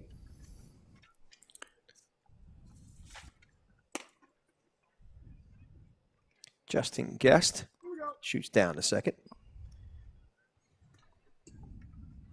First batter he will face is John O'Donnell out of St. Peter's Prep. The rising junior is a shortstop second baseman at 5'9", 155.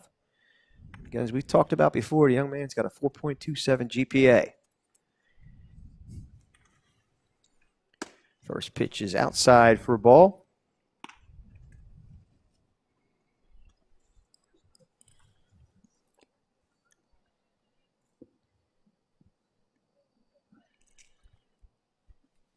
Two-one pitch, swing and a miss. It's now 2-2.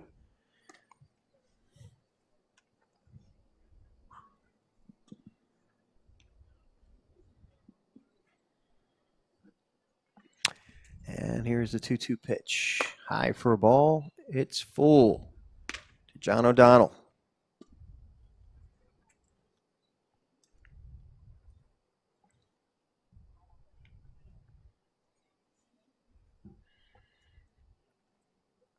And the 3-2 pitch as he winds. Swing and a miss. He struck him out. So O'Donnell goes down swinging. Mohan tires his first batter faced.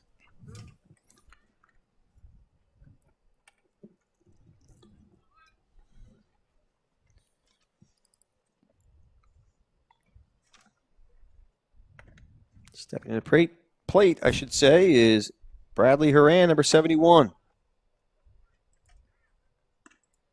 Out of Morristown High School, the rising junior class of 22, 6'2", 200-pound outfielder, first baseman. Sports a 3.6 GPA. Outside for a ball. That one got away a little bit from Mohan. Yeah, he continues to grind it out, though. He's trying to get as much as he can on the outside half of the plate, sticking with it. Ball just a little bit high.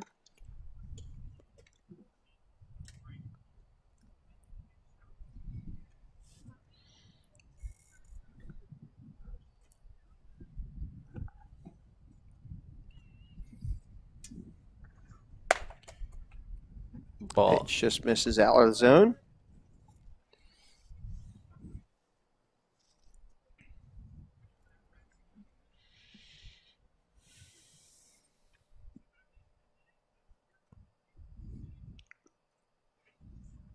Swing and a miss. Ooh. He is working it. 75 mile an hour. Tough pitch to handle at the high and outside portion of the plate.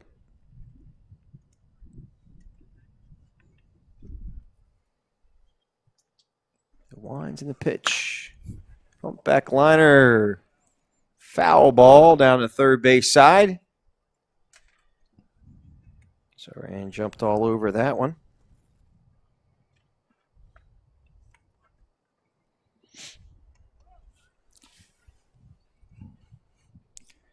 And Mohan, from a location standpoint, keeps working in and out, which I'd like to see. Bit of a unique delivery, too. Does a good job of deceiving the batter by holding his hand out way behind his body, but he can kind of almost screens it with his shoulder. All ripped foul as he scatters the bullpen. People running in fear. Now, getting near Halloween, it's usually a fearful time. Yeah. Not trick or treat, but Halloween. Continues to spray the ball all across the field. Doing a lot of pull side here. Wonder if it'll go the other way if the ball's pitched away here.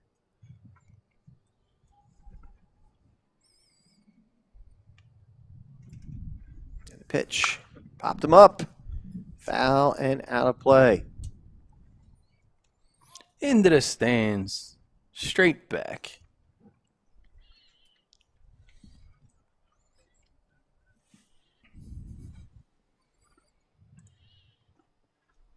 Oh, nice ground ball pulled to third. Gobbled there and throws. Nice speed down the line by Horan. Ooh, giddy up and go. That's what you call a hard 60, man. Yes, sir.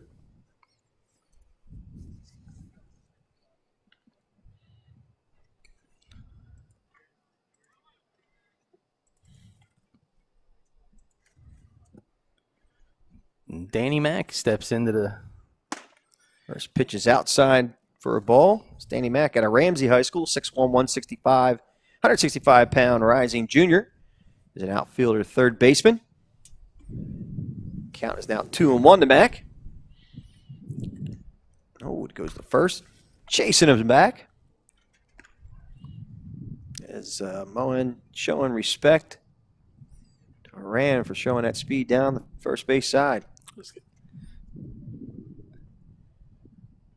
He's going. There he goes.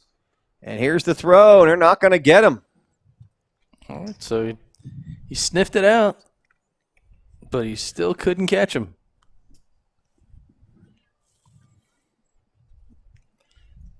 So now an RBI opportunity here for Danny, return of the Mac.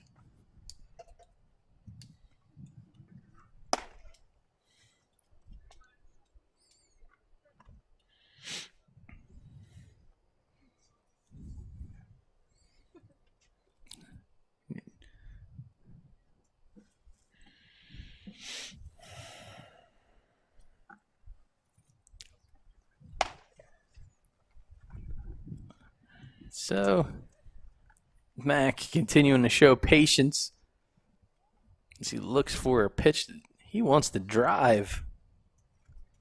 You sound like Christopher Walken. Al, could you give me another bottle of water? I could. I'd like one. Thank you.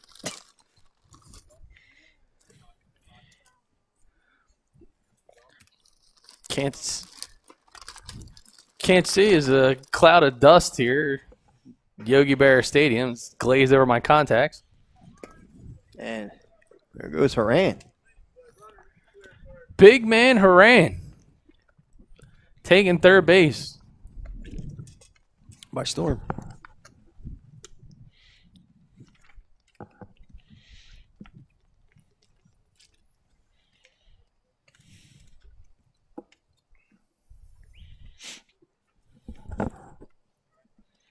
There's an awful rumor that the Dallas Cowboys came back and won the game today.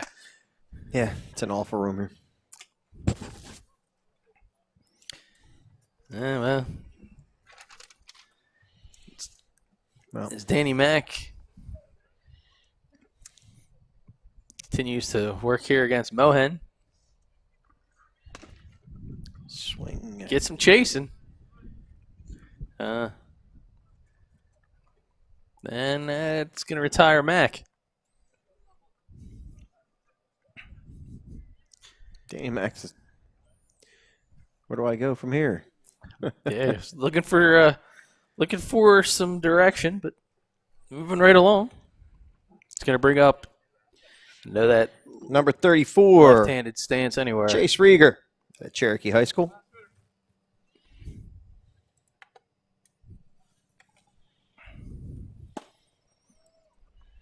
Swing and a miss. First pitch.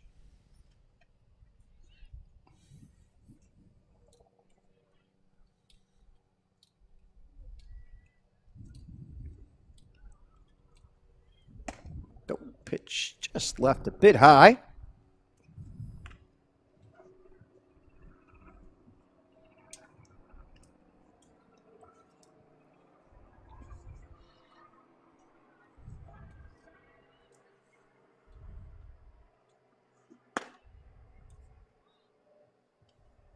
Count now goes to full.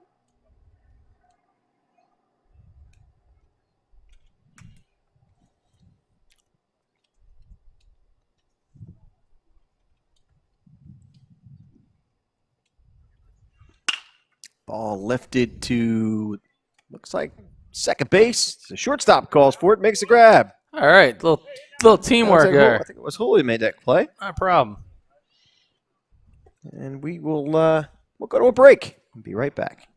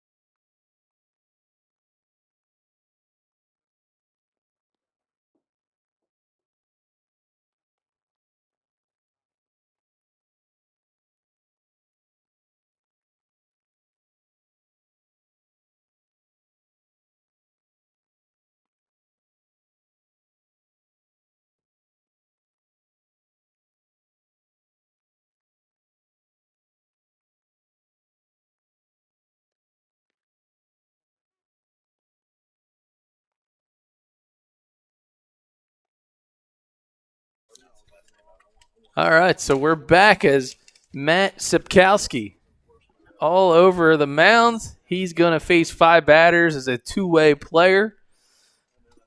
So that's how it basically works here.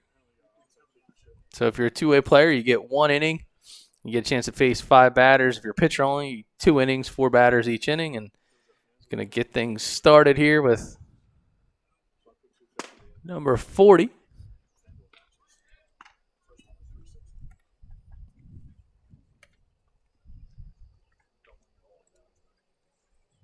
And stepping in is Evan Bresnan. Again, starting with a 1-1 count, all the same.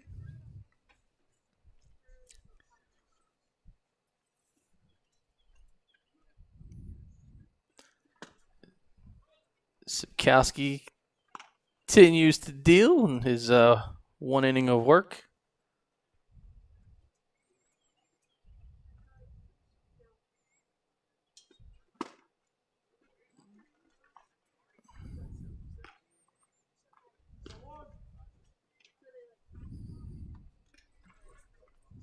Okay, and it's 1 out. Get things started here as number 60 steps in. And that's Jeremy Cheeseman. Cheeseman, 6-footer out of Cherokee, rising junior, 185 pounds, middle infielder. And Skepkowski likes to work quick, wasting no time, right back into his windup, and he fires. He gets rung up inside corner. So Skepkowski bringing it himself. 78-mile-an-hour pitch there. And that'll bring to the plate Mr. Santana. It's Thomas Santana out of Pingree, rising junior, 6'1". And he is a right-handed pitcher and shortstop in his own right.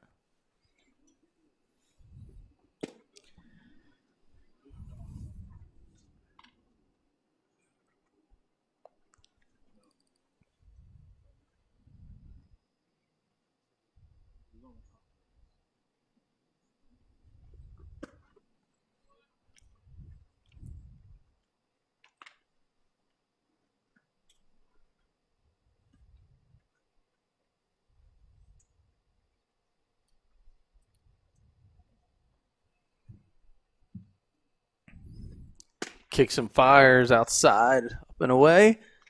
And he continues to battle here. Santana showing some good plate discipline. He fouls one back just behind the PBR tent. Is TJ Hunt making his rounds like the good doctor? We're back, baby. Yeah, we are back. We're back in black, literally. Yeah. We're in black. Yeah, and I'm telling you, man, I mean, you're the most branded guy that I know. I mean, you talk about marketing. I mean, you're taking off layer after layer, and it still says PBR. I don't know how far we're going to go with this, but It's just so people don't forget. okay. Right? All right, well, it's important. And he gets Santana swinging, and we are rocking and rolling as Skepkowski with his big frame, TJ. I mean, dude, you talk about a dude that is pretty impressive on the mound as far as just stature alone. I mean, he's a guy that you don't look like you want to mess with too much on the mound, and he's still relatively young in the grand scheme of things. Yeah, for sure. Yeah, good looking frame here. It's Zamiti. He digs in.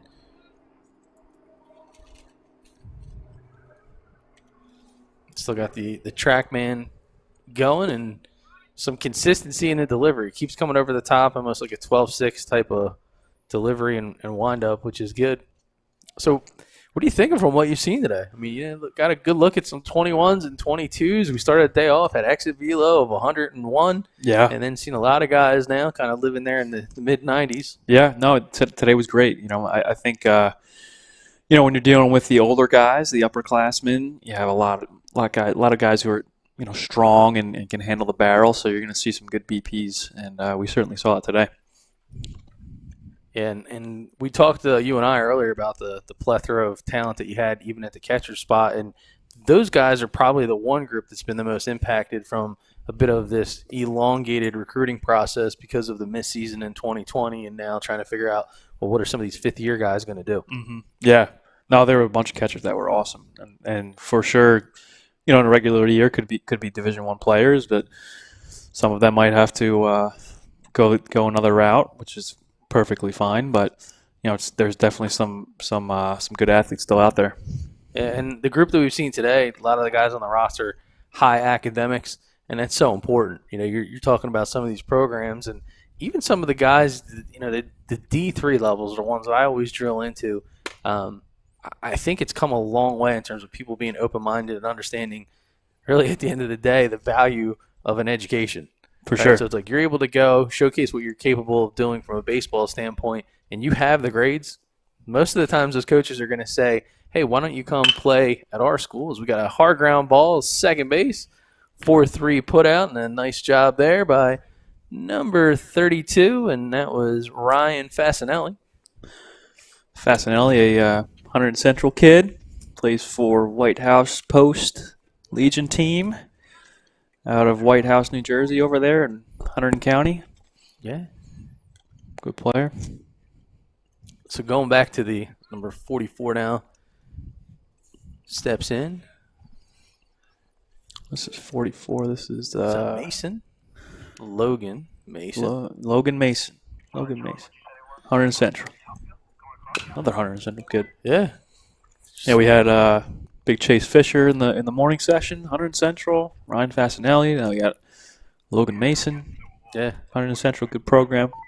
Well, you've made your rounds. Another thing that we were talking about, it's you've offered this scout day as a way to kind of help some teams bridge the gaps. In addition, with the way that the recruitment kind of pattern has changed, and man, you've been in a lot of places, seen a lot more guys, even up close, probably in the last month and a half than you've seen in a long time. Oh yeah, definitely. I mean, since September started, it's been every weekend, some weeknights too. If it's a local event, just helping out some travel teams, getting some players out there and some exposure. So it's been good. A lot of good reception.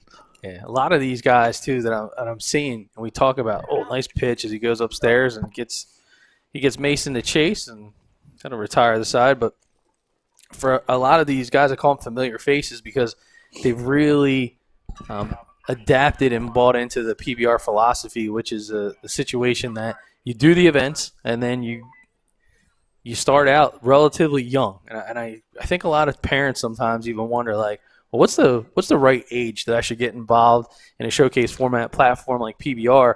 But for some of these guys that I've seen, it's like you have now a growth chart for the colleges. They see them get bigger, stronger, faster. They see the data points pick up because you got TrackMan and you got the blast baseball. So I mean, what do you like? What's your opinion? What's that right kind of wheelhouse? It's seventh grade to really start kind of dipping your toe in the water about some of the events so you get comfortable with the format. I don't know if seventh grade. I think in middle school you just want to get out playing, right? Okay. You want to increase your volume of games that you're playing.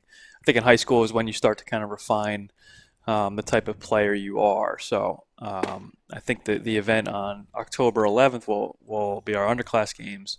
It will feature a lot of those younger guys who it'll most likely be their first showcase event. I think that's a good start. Like your freshman year, your fall, you kind of get a baseline of the player that you are, and then from those measurements and how you perform at this event that you're doing is how you dictate the rest of your season and your off season, your training.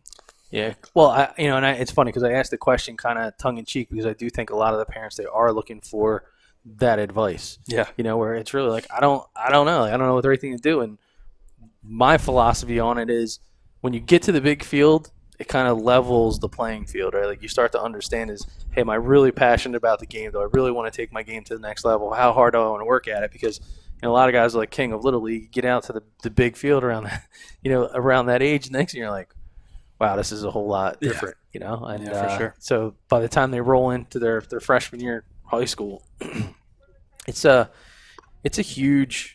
It's a huge vehicle and resource, but I go back to the point of the academic part, even when we're talking about the D3s. too many guys too often don't start taking their grades seriously until, and you being in the education field to begin Sure. with, a lot of people probably don't know that about you. Yeah. These are conversations you have with guys in the hallway all the time. Absolutely. Yeah. I mean, the grades are what the college coaches are looking for. I mean, obviously they're looking for talent, but the grades are what's going to get you through admissions. All right, so we are getting ready to see Beanie on the hill, and he's gonna start off against number 32, and that's gonna be Mr. Hunterton himself. That's Fasinelli. Oh, there's Fasinelli. As we get the first pitch offering from Jake Beanie. And just like that, man. First pitch, start the TrackMan database. Mm-hmm. So, Doug, talk to me about South Jersey baseball this spring. What do we got? Who's the favorite? Who's going to topple St. Augs?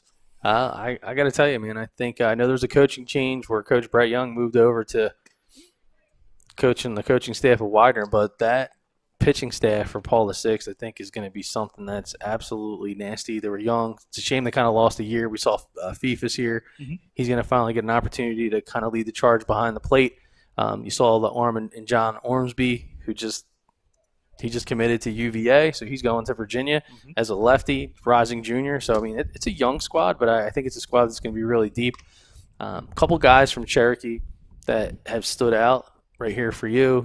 We're kind of making a joke with Chase Topolsky earlier, calling him the senator, but he's another guy. He's going to be a marquee piece of, I think, what's an underrated team and a pitching staff. Mm-hmm. So I really like those guys.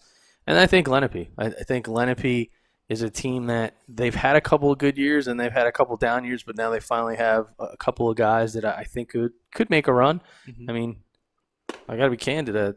I guess what my big question is what's the high school season even going to look like?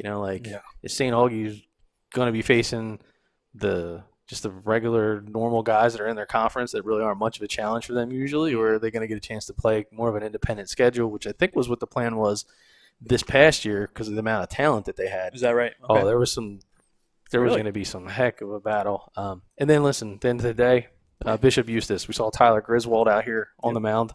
And then he has a teammate, Anthony Salamito. And Salamito, already the UNC commit, and he's a guy that has a lot of Major League Baseball clubs that are showing interest in him. So the South Jersey scene in the last couple of years, it's really been, to me, kind of eye-opening just how much some of these guys have come on the map. And I look at some of the guys that you've had come through the program, and even though we come up north for a lot of the events, at one point I felt like it was almost like an 80-20 participation rate, but man, you're pretty close. You're close like 50-50 of guys. They want to travel and compete. Absolutely.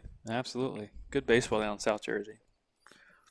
Yeah, we're pretty excited about it too. We had a 30-game schedule on deck this past season for high school, and you guys, as in this BFA week of baseball, live, yeah. Oh. So we're looking to go right back at it and do more of the same. And quite candidly, we're just trying to do our part and help you echo and amplify the message of you want to be known as a top baseball player and you think you got what it takes. Well, put on a PBR shirt and let's see how you match up against the rest of the best guys in the state. Let's do it. All right, off so the end there. Tyler Stone. Tyler Stone had a good BP earlier. Yeah, he really explosive. One of the first two guys to hop up there. It was really outstanding. Yeah, he set the tone. He was high 90s, 96 miles an hour, I think it was, on the exit velo. And it's that's an interesting piece too. Not a lot of guys kind of ever get that jolt of, well, what's it feel like when you think you're having a pretty good day and you're ready to rock and roll, and the guy in front of you as you're on deck is hitting the ball 100 miles an hour off the scoreboard. Just like, okay, well, it's time for me to raise the bar. And a South Jersey guy on the rise, right? Another young program that I think has a lot of good dudes in the tank is a guy like Francisco Andino. So he plays the summer ball with heavy hitters, but he's a violent high rising senior, which is hard for me to even believe at this point. But Andino's a guy has a lot of speed. I know he ran like a 7.1 today, but he's definitely a sub-6 runner. He's got a lot of good baseball EQ on the base pass. He's a guy that could easily, even in a high school season, steal 30 bases. Is that right? Well, No doubt. But he's here, and then you have Enzo Descalzi. So Descalzi, he's played with the Arsenal program for a period of time. He's going to be a catcher for Violent High. So those are, he's a rising junior. So it's a couple guys right here that I think will be big-time contributors.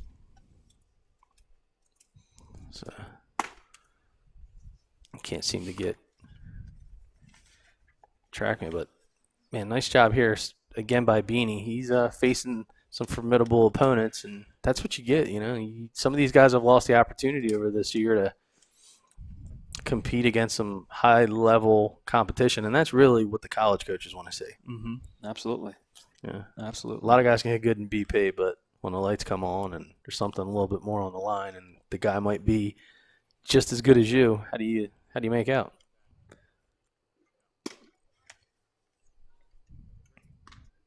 Speaking of guys that are continuing to elevate their game, you got some pretty good news about some family today. So your little brother's not so little anymore.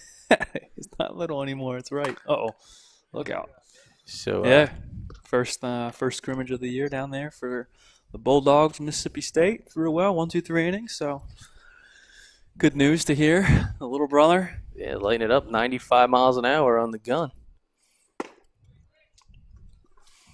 And your brother is another guy, prime example of somebody that just, methodically just kept after it, kept getting bigger, kept getting stronger, kept getting faster, put a program together outside of just doing the showcase stuff. And, man, to be able to play with the SEC and being somebody who, from up here, that really kind of opened your eyes. And I know that's something that you're not really big on kind of what do you want to call it? Gloating a little bit, but I got to tell you, that it's just your brother's one of those guys that is truly a reflection of, I think, what being a part of the PBR family is really about, and doing it the right way. Mm-hmm.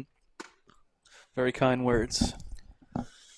Yeah, he's worked hard. I mean, I think he took advantage of the whole COVID situation, and kind of took it by.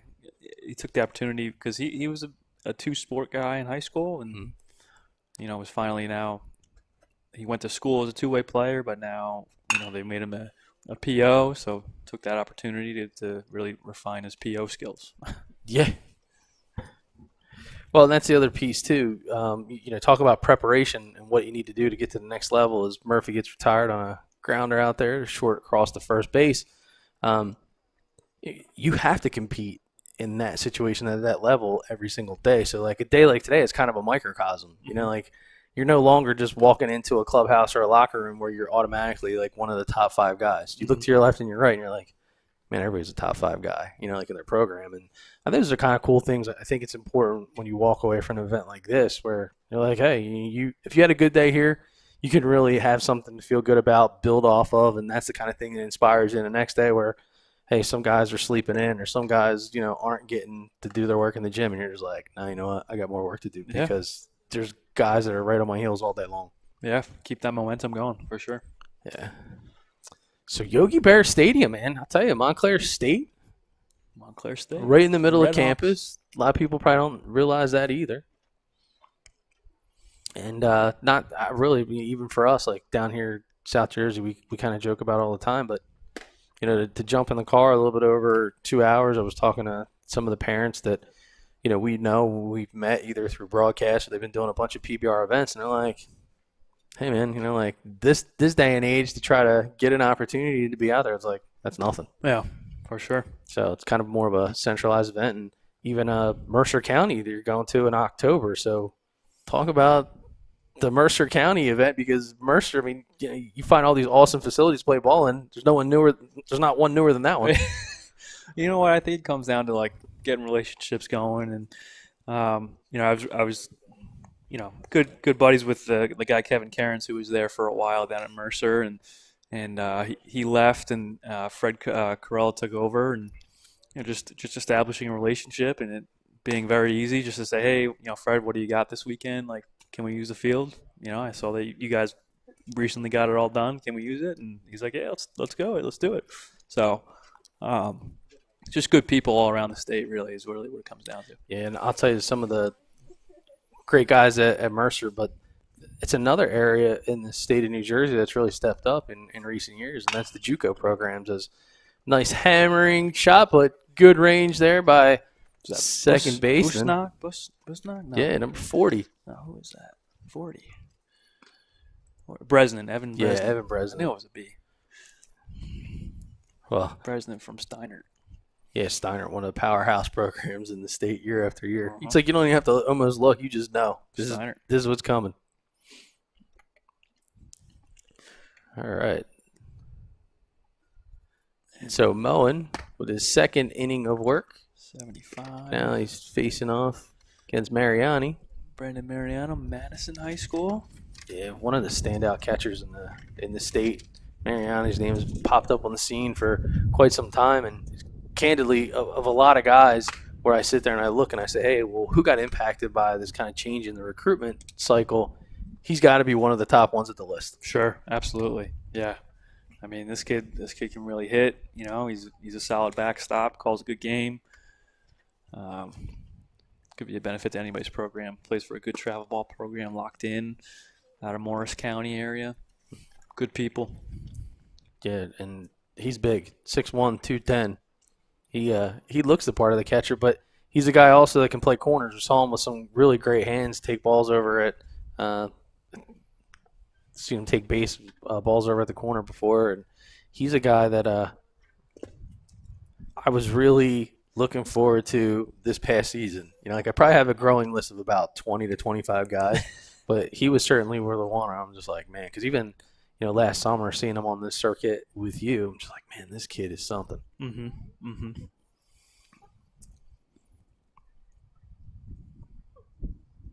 All right, so Mohan continues the work. Got a 3/4 arm slot, remains consistent, and he's working his way around the zone. Another unique dynamic that happens at PBR events. As the pitchers, they arrive and they get ready to go, and they get a chance to sit there and watch these guys hit BP, and I kind of feel like they make mental notes almost immediately. Yeah, or the good ones should. Yeah, he's not getting me. Hey, Tyler Zeck, speaking of South Jersey kids, Zeck, a converted catcher into the outfield over this last year, also could play first base, and he shows a little bit of good instinct, nice first step to take a ball. It should have went into the gap. It's from Mariani. All right, and some of these beefy guys just continue to pile in, and the next one is Billy Mulholland here. Yeah, Billy Mohan, man. He turned some heads right out of the jump early on in the event today, and another guy like Mariani, we know he can play the corner, but he did a great job when we were in the skills part of the event. Showed some really soft hands, and I think that's something that usually surprises people, especially a guy that's spent so much time behind the plate on his knees. You kind of most of the catchers you see a lot of times, especially at third base, where it's like they automatically try to get with the wall. They get the chest up and block it. He didn't. I mean, he just was so comfortable and so fluid over there. You could really see this guy pull off playing a lot of these different positions, and he also lists himself as a right-handed pitcher. Oh, this ball up the middle and gonna flip and make the play, and a nice routine one by number 60. And that was Jeremy Cheeseman out of Cherokee. I'm telling you, man, kids over there in Marlton, they're going to help. Marlton's something in the water down there. It is. Good baseball.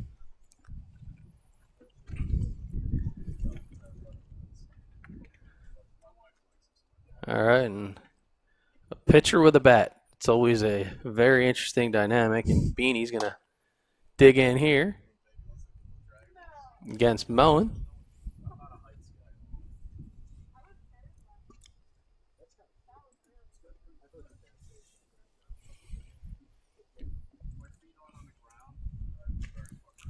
And Beanie out of Belvedere, 6-footer, rising junior.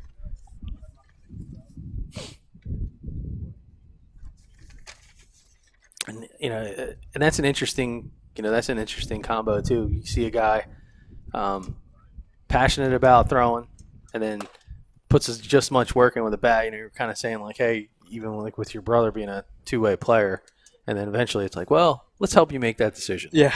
But until then, but that's the thing. A lot of what happens is, especially at this level, that we always talk about the pitchers are the best athletes.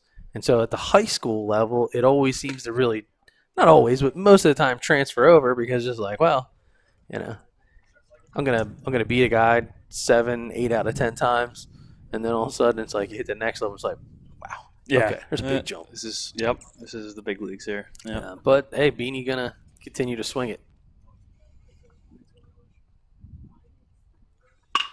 There you go. Shot into the right Slicing down the side line. of the line, and he's gonna run. He's gonna realize that ball's staying in front of him, and that'll be the last batter of the inning. And nice second inning of work there for Mohan, as he's now faced 8 hitters over his 2 innings, and we move along as the afternoon continues to. I don't know. It's kind of hard to describe. Usually, you and I are sweating to death by this time of the day, but it doesn't feel that way. It's like perfect weather right now. Yep. All right, and I think that Looks like Coleman, number 1 here. Tim Coleman. God, he's another guy right out of Kingsway. Oh, knuckleballer. Whoa. Yeah, he has that very deceptive arm slot, and you'll actually see him moving around. He'll come over the top one, he'll come out the side. Baby. Yeah, who's his battery mate? It was the guy that gets to catch the dude that has a knuckler. That 47 That's there? always fun. Yeah. Cavanero from Rampo. Yeah, he just took that one right off the face mask. Stay right there. Oh. Yeah, so his battery mate is Christian Cavanero, rising junior. Is Hal Fisher just got back from urgent care after chewing off his fingers every time he goes. There you are, chewing off your fingers after every time. You I want to to ask TJ if the quality of play-by-play work went exponentially down. So what about me here? Yeah, I you know what? I can't even argue with it. I'm gonna actually give you some Sure, credit. there's a lot of grandiose speak out of his mouth. Yep. No, I just thought it was a good opportunity for you guys to talk. So I just, Yeah. So went out and did some maintenance work. maintenance, Stroll? or you Yeah. went and grabbed some more pizza, or No, I had to walk off the pizza. oh, okay. Yeah. So I decided to wind up some. wait till TJ gets the bill for your hotel stay from last night. You were ordering Uber Eats. And Yeah, I was. dining. Yeah. It was crazy. Just kept. I had, serving it I had up. that the Philip Mignon. It was on the. Yeah, it was really good. All right. Well, we got a Timmy Coleman, bit of a multi-arm slot guy out here from Kingsway. I don't want to call him a utility player, but he does it all. And he's going to face off against Tyler Zeck.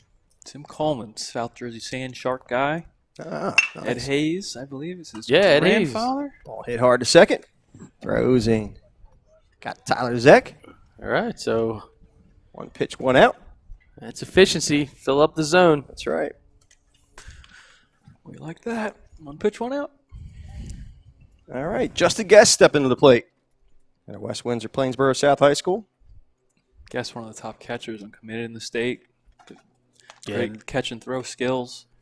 Nice big frame. One of the top arms behind the plate.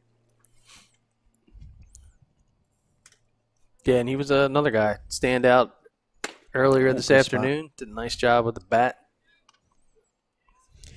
Yeah, it's deceiving with his arm slot because the ball looks like it's going to be low and it's right there at the knees. Yeah. Ooh. What, we got a knuckler, huh? That was coming out. That's going to just drop in. So, ends up being a base knock there for Justin Guest. And you talk about Timmy Coleman, a guy down in South Jersey. That's a true baseball family. We talk about a lot of baseball connections, but Ed Hayes has been baseball coach, I don't want to say forever, but he was a baseball coach when I was still on the field back in Galloway, New Jersey. Lord knows, back in like the late 80s, I guess it was. And he was one of, I would say, one of the pioneers of like what the travel ball had become. Oh, yeah? Like people are like, travel ball? Like, what do you mean? What is that? Yeah. But he stuck with it. So to see his grandson out here, pretty awesome stuff. Oh, there's a shot. To right field. Is that Andino out there? That's Andino. Francisco tag. Andino. Oh, Andino go. Look at this. Just, Oh. awkward slide. Andino making it close. Yeah, Andino's got a nice arm for sure. Good instincts too. Who was that at the ball there? That was Aaron Guest. No, that was Aaron Bertone. Oh, was Bertone? Brown number Yeah. 50? It was Bertone, yep. Aaron Bertone from Seton Hall Prep. Good Yep. piece there. Yes, he did. Didn't even get a chance. It's another first pitch First swing. pitch swing, yeah. These guys are anxious. I like it. This looks like All a right, now Hollander Make something here. happen. Number 54, Hollander. No, this is Matt, yeah. Is it 54? is it If it is 54, it's Matthew Hollander out of Melbourne. Is it 54? I thought it was. Can we get the center field? Pretty cam? sure. 54. right It's there. 54. All right. Yep. Melbourne. Out of Melbourne High School, 6'3", 182 pounds. He's a catcher, first baseman, rising junior. He sports a 3.57 GPA. He's done a nice job defensively behind the plate, too. Ooh, nice pitch. Oh, that was nasty. 2,400 on the spin. Dropped out of that one. So, Timmy Coleman, again, mesmerizing him a little bit with all the different arm angles here. And tries to sneak one by him. Yeah.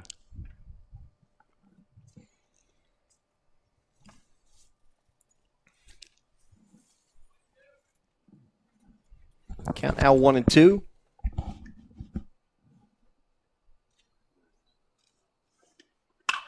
Ball lifted to center field. Actually, right field. And Andino tracks it in. Yeah, look how far Andino just ran to make that Woo-wee. play. That was a play you could argue that maybe you would have thought one of the infielders could have had. Right, true. Nice job he by covers Andino. a lot of geography there. Number 25. And number 25, stepping to place, Robert Geisler out of Bayonne High School. The class of 22 rising junior is a 6 foot, 165 pound center. Oh, I'm sorry, catcher and outfielder.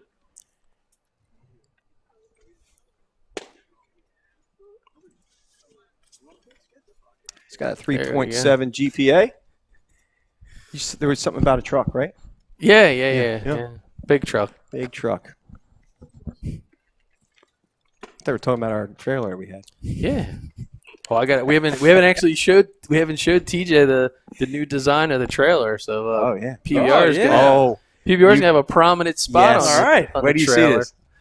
Yeah, we'll have to show you after the game because I'm already exceeding my limit of multitasking abilities. This is Robert Geisler. He's from Bayonne. Yes. We saw him yesterday at our scout day we did with the Full Count organization down in Newark at Rutgers Newark's field last 2 days. Throws the ball really well from behind the plate. Good-looking athlete. Okay, and Uh-huh. 2/3. Gets him to go. So here we go, and he gets Geisler to chase upstairs, and that'll end the inning. And coach, man, I thought it was interesting because it's funny because we got open microphones and stuff sometimes. Sure. So as we go on the live stream, I always thought sometimes it's interesting working and communicating with you in a separate language when we're trying to talk, and then make sure that kind of no one else around us kind of understands what we're saying. Sure. But whatever just happened between TJ and Brian, my head still spinning. I'm trying to, Yeah, trying well, to he heard figure it about out. I got that pickup truck The truck. at RK okay. Chevrolet. That's good. Yeah. That's real good. But yeah. All right, so number 34 now 34 takes the mound. Chase Rieger. Yeah, another Woodstown, New Jersey. Lot Salem County. lot of South Jersey flavor. Man. That's Salem County. Woodstown, huh? Yeah. Yeah, Woodstown is Salem County, man. Yes, it is. Yeah, they're Class of 22 rising junior. He's a left-handed pitcher outfielder at 5'11", 170 pounds. Pride of heavy hitters. yeah, the guys down at heavy hitters, Harry Rodriguez and Dan Fimiani, they really have done a nice job. Fimiani, by the way, is taken over as the head coach at Millville High School. Is that right? Yeah, and so Okay. Harry's going to be his assistant. So it's almost like a role reversal that's going on down there. But they've really developed a good summer team and have really drawn some good talent. And they go down and compete in Georgia a couple times during the summer. And I know he's really proud of the that group of 22s that he has, and they just continue to grow. Matter of fact, Harry built a full infield out in the middle of the woods behind his house. Did he really? Yeah, so his team has like a legit. So Oh, I'm sure they're going to be hammering TJ in the future for a scout that I bet my He built that field in his backyard? yeah Oh, my gosh. total infield, natural grass. Yeah, he's like Kevin Costner out there. Except he's the only guy that keeps coming out of the woods, and his wife's wondering like, what are you doing out there? All right, so let's see what we got behind the dish for Rieger, and I think that's Mulholland, isn't it? it is 76? Mulholland. Billy Mulholland. Got the Past most, Gack Hills. probably got the most awesome catcher gear I've Class of seen. 22. The catcher, third baseman. 6'1", 260. Oh, that's good size for a catcher. 6'1", 216. Mulholland got a 3.7 GPA, as does Rieger. Rieger has a 3.75 GPA. So they can be comparing notes.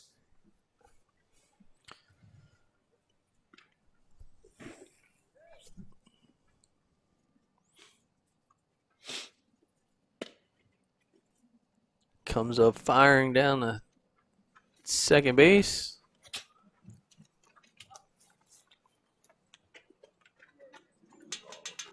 First batter he will face is number 68, and that is Daniel Maglio at St. Joseph Montvale High School. Class of 21, rising senior at 5'11", 195. Catcher and first baseman. First pitch, foul tip at the plate. Count goes to 1-2.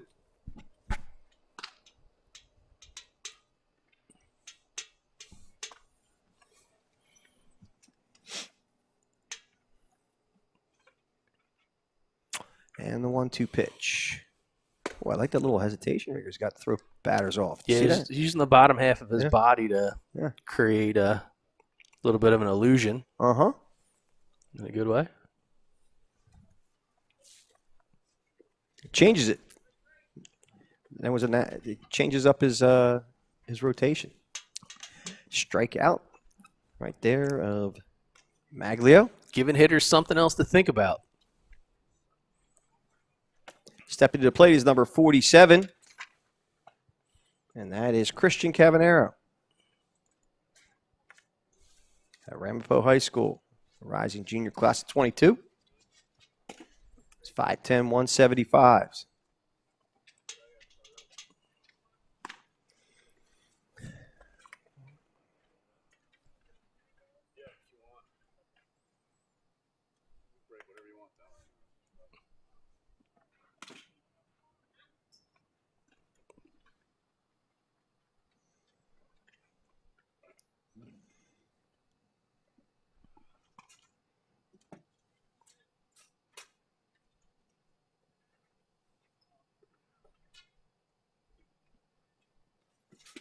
Swing and a miss by Ooh. Cavanero.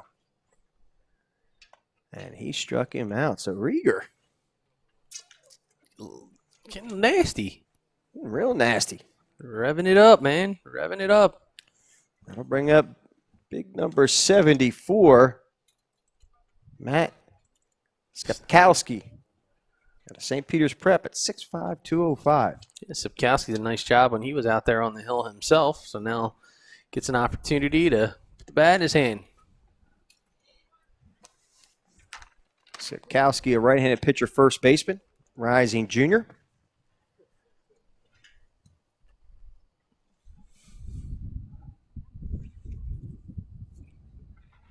Pitches outside for a ball.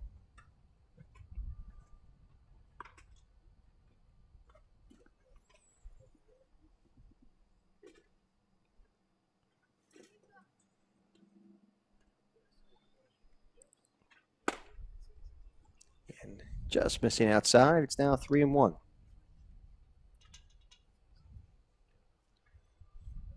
It's turning out to be a gorgeous day here in Little Falls, New Jersey.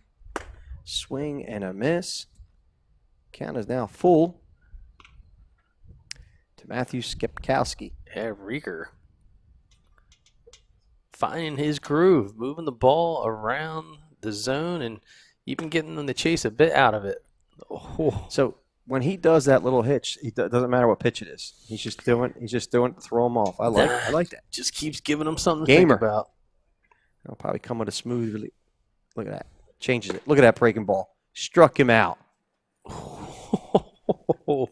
Getting nasty, Chase. Having himself a nice outing here as Timmy Coleman gets an opportunity to get on out here. Yeah, Timmy Coleman stepping to the plate.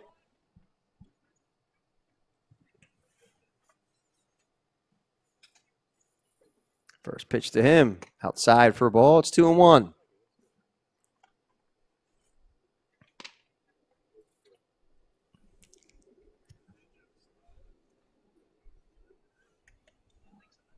Rieger sets, and the pitch. Outside for a ball, it's 3-1. Coleman's a do-it-all player. Seen him all over the place today. Making some nice plays out in the field and on the mound.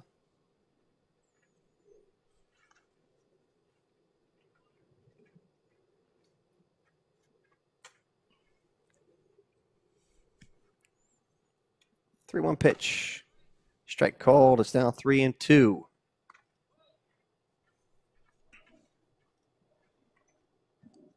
So full count to Coleman. Coleman had himself a really good day. I mean, overall. Swing and a miss.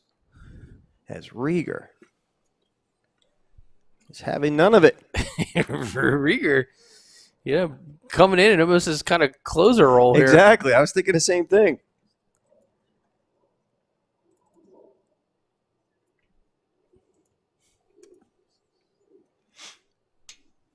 All right, it's going to bring up Nick Saki. Bisaccia. At a New Providence High School at 5'11", 170-pound, rising junior. Is a middle infielder.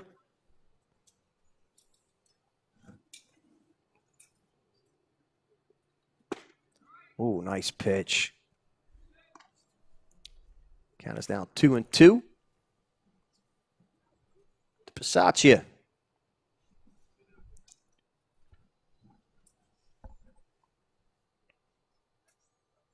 And the 2-2 pitch. Low for a ball. It's now full.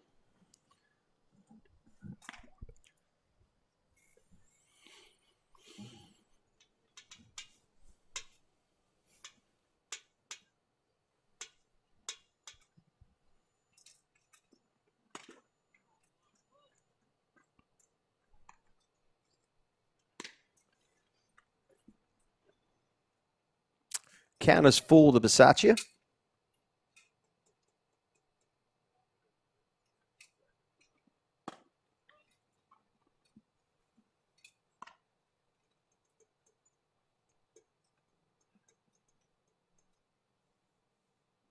And the 3-2 pitch. Pop fly foul. First base side and out of play. Ooh-wee.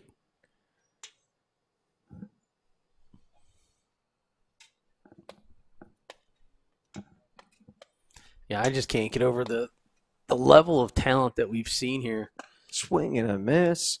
As Rieger says, I think, someone take notice. Stand up and take notice. I'm mowing you down. man, he must have a landscaping business on the side, all that mowing he's doing. I tell you what.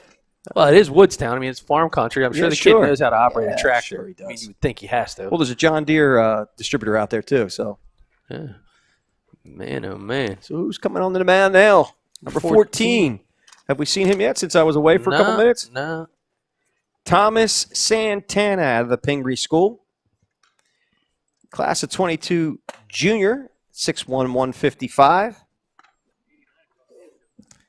89 across the infield for Santana. What are we going to So, I think we're in for a real treat here this afternoon now. I think so, too. Even better than the trip to Dairy Queen you usually require this time of day. I don't That like kind of Dairy treat. Queen. What? I'm a natural ice cream guy, man. What? Dairy Queen is fugazi. Wait, natural ice cream? Is that not an oxymoron of epic proportions? Like, oh no, I only eat organic ice cream as if it's like so No, much it wasn't organic. better for you. I like all natural. Oh, you're a Breyers guy? No, I'm not a Breyers guy. Well, that's the only all natural ice cream I know of. What? What's Turkey Hill? That's not all natural, dude. Turkey Hill. Turkey Hill. Turkey Hill. Natural. What a guy. Come on, man. Dell's. What's Dell's? Dell's is real ice cream. They're scooping it out. It's not that custard stuff that comes in. Blah, blah, blah, blah. Well, all right, come on. Let's get to Thomas Santana because I'm actually jacked up to see him here at the Jackals Stadium. This is Jackals. Where the Jackals play. It is where the Jackals play. At least you got something right.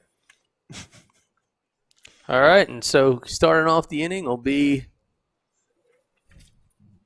I don't know if it's TrackMan's reading because.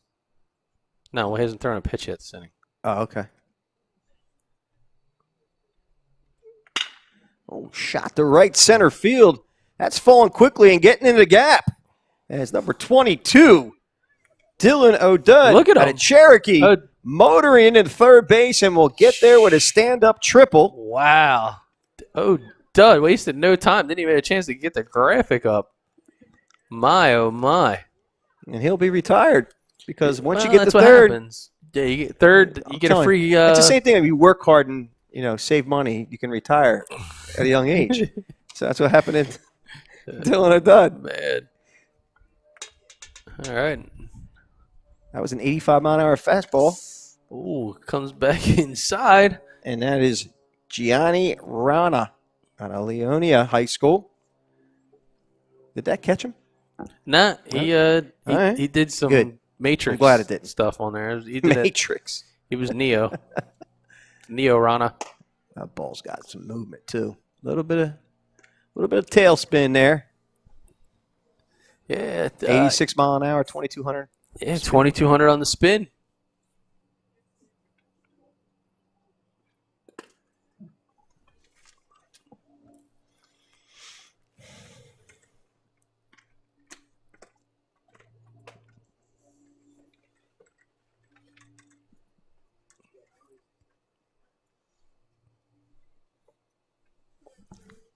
And here's the pitch.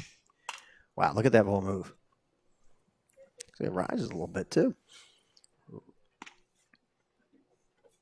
Like the rising junior that he is. 85 miles an hour, 2148 spin rate. Might as well call it 22 because you start playing in that range. Indeed. Ooh. Oh, that one's not going to feel good on the hands. Oh, man. Look at this. How about Rana? I'm all right. I want to go back in. I love it. Yeah, Rana, I'm good. Let me go in. I just took a 75-mile-an-hour pitch off my hand, but you know what? I have two, so I'll just use the other one. Thanks, Coach.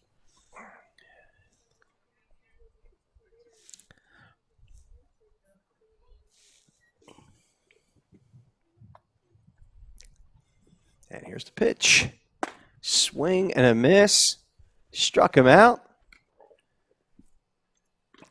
Heck of a way there for the pride of Pingree to Santana to bounce back. If they're giving up that hit, get right back in it. 85-mile-an-hour fastball.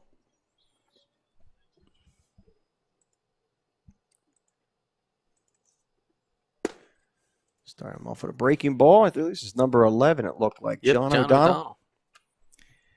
Outside for ball. It's 2-1. 5'9", 155-pound rising junior. He's a middle infielder. Nice cut, although he fouled off the net. Count is now 2-2 to him.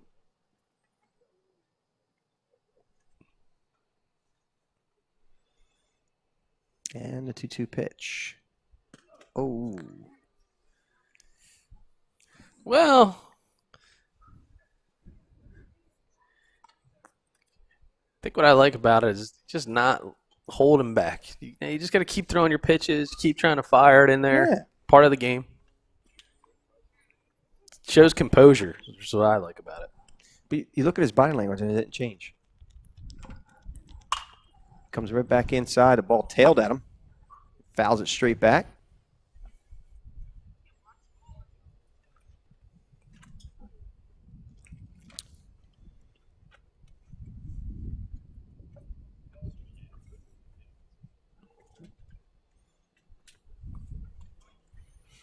That was a breaking ball. Donald just takes it off the shoulder. No worries. Donald's a tough kid, man. He is. Like the old quarterback Neil O'Donnell.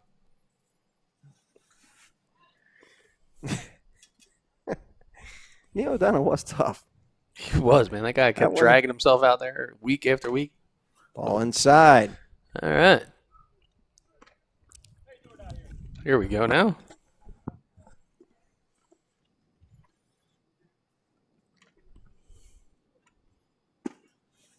Ball low.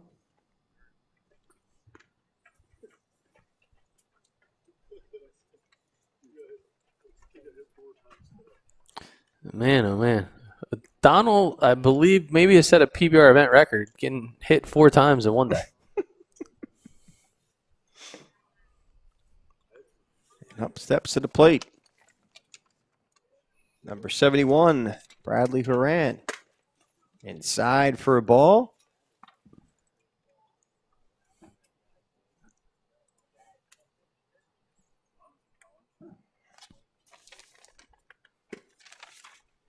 Low for a ball again. It's now 3-1.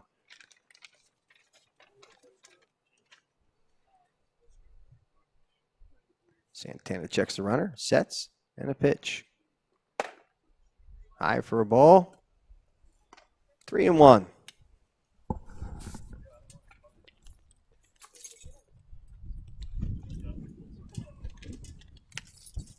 Here's the 3-1 pitch. Handing your keys, so I don't want to be responsible for him. Appreciated. Much appreciated. And the pitch. Inside for a ball. All good. So Santana, yeah, maybe a little bit of a grip challenge right now, but Yeah. he's working through it. Yep.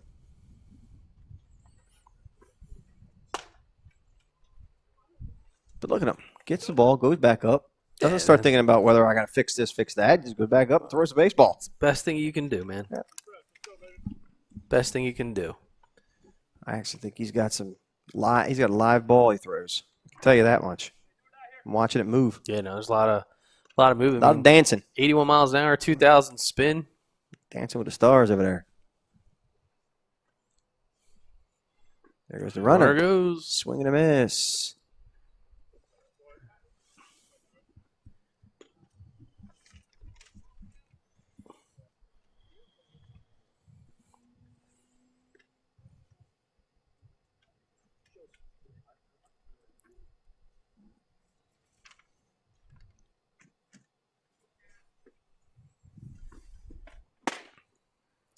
Swing and a miss. Number 71, Bradley Horan.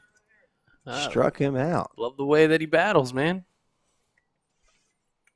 All right, so that'll bring up the last batter of today's festivities. Is this the last batter? That's what I just heard. All right, Danny Mack. When are you coming back? You going to sing it? Danny Mack, when are you coming back? Yeah, sure. Out of Ramsey High School, 6'1", 165. Class of 22, rising junior. Sure he's heard that one a few times. Maybe once or twice. Yeah.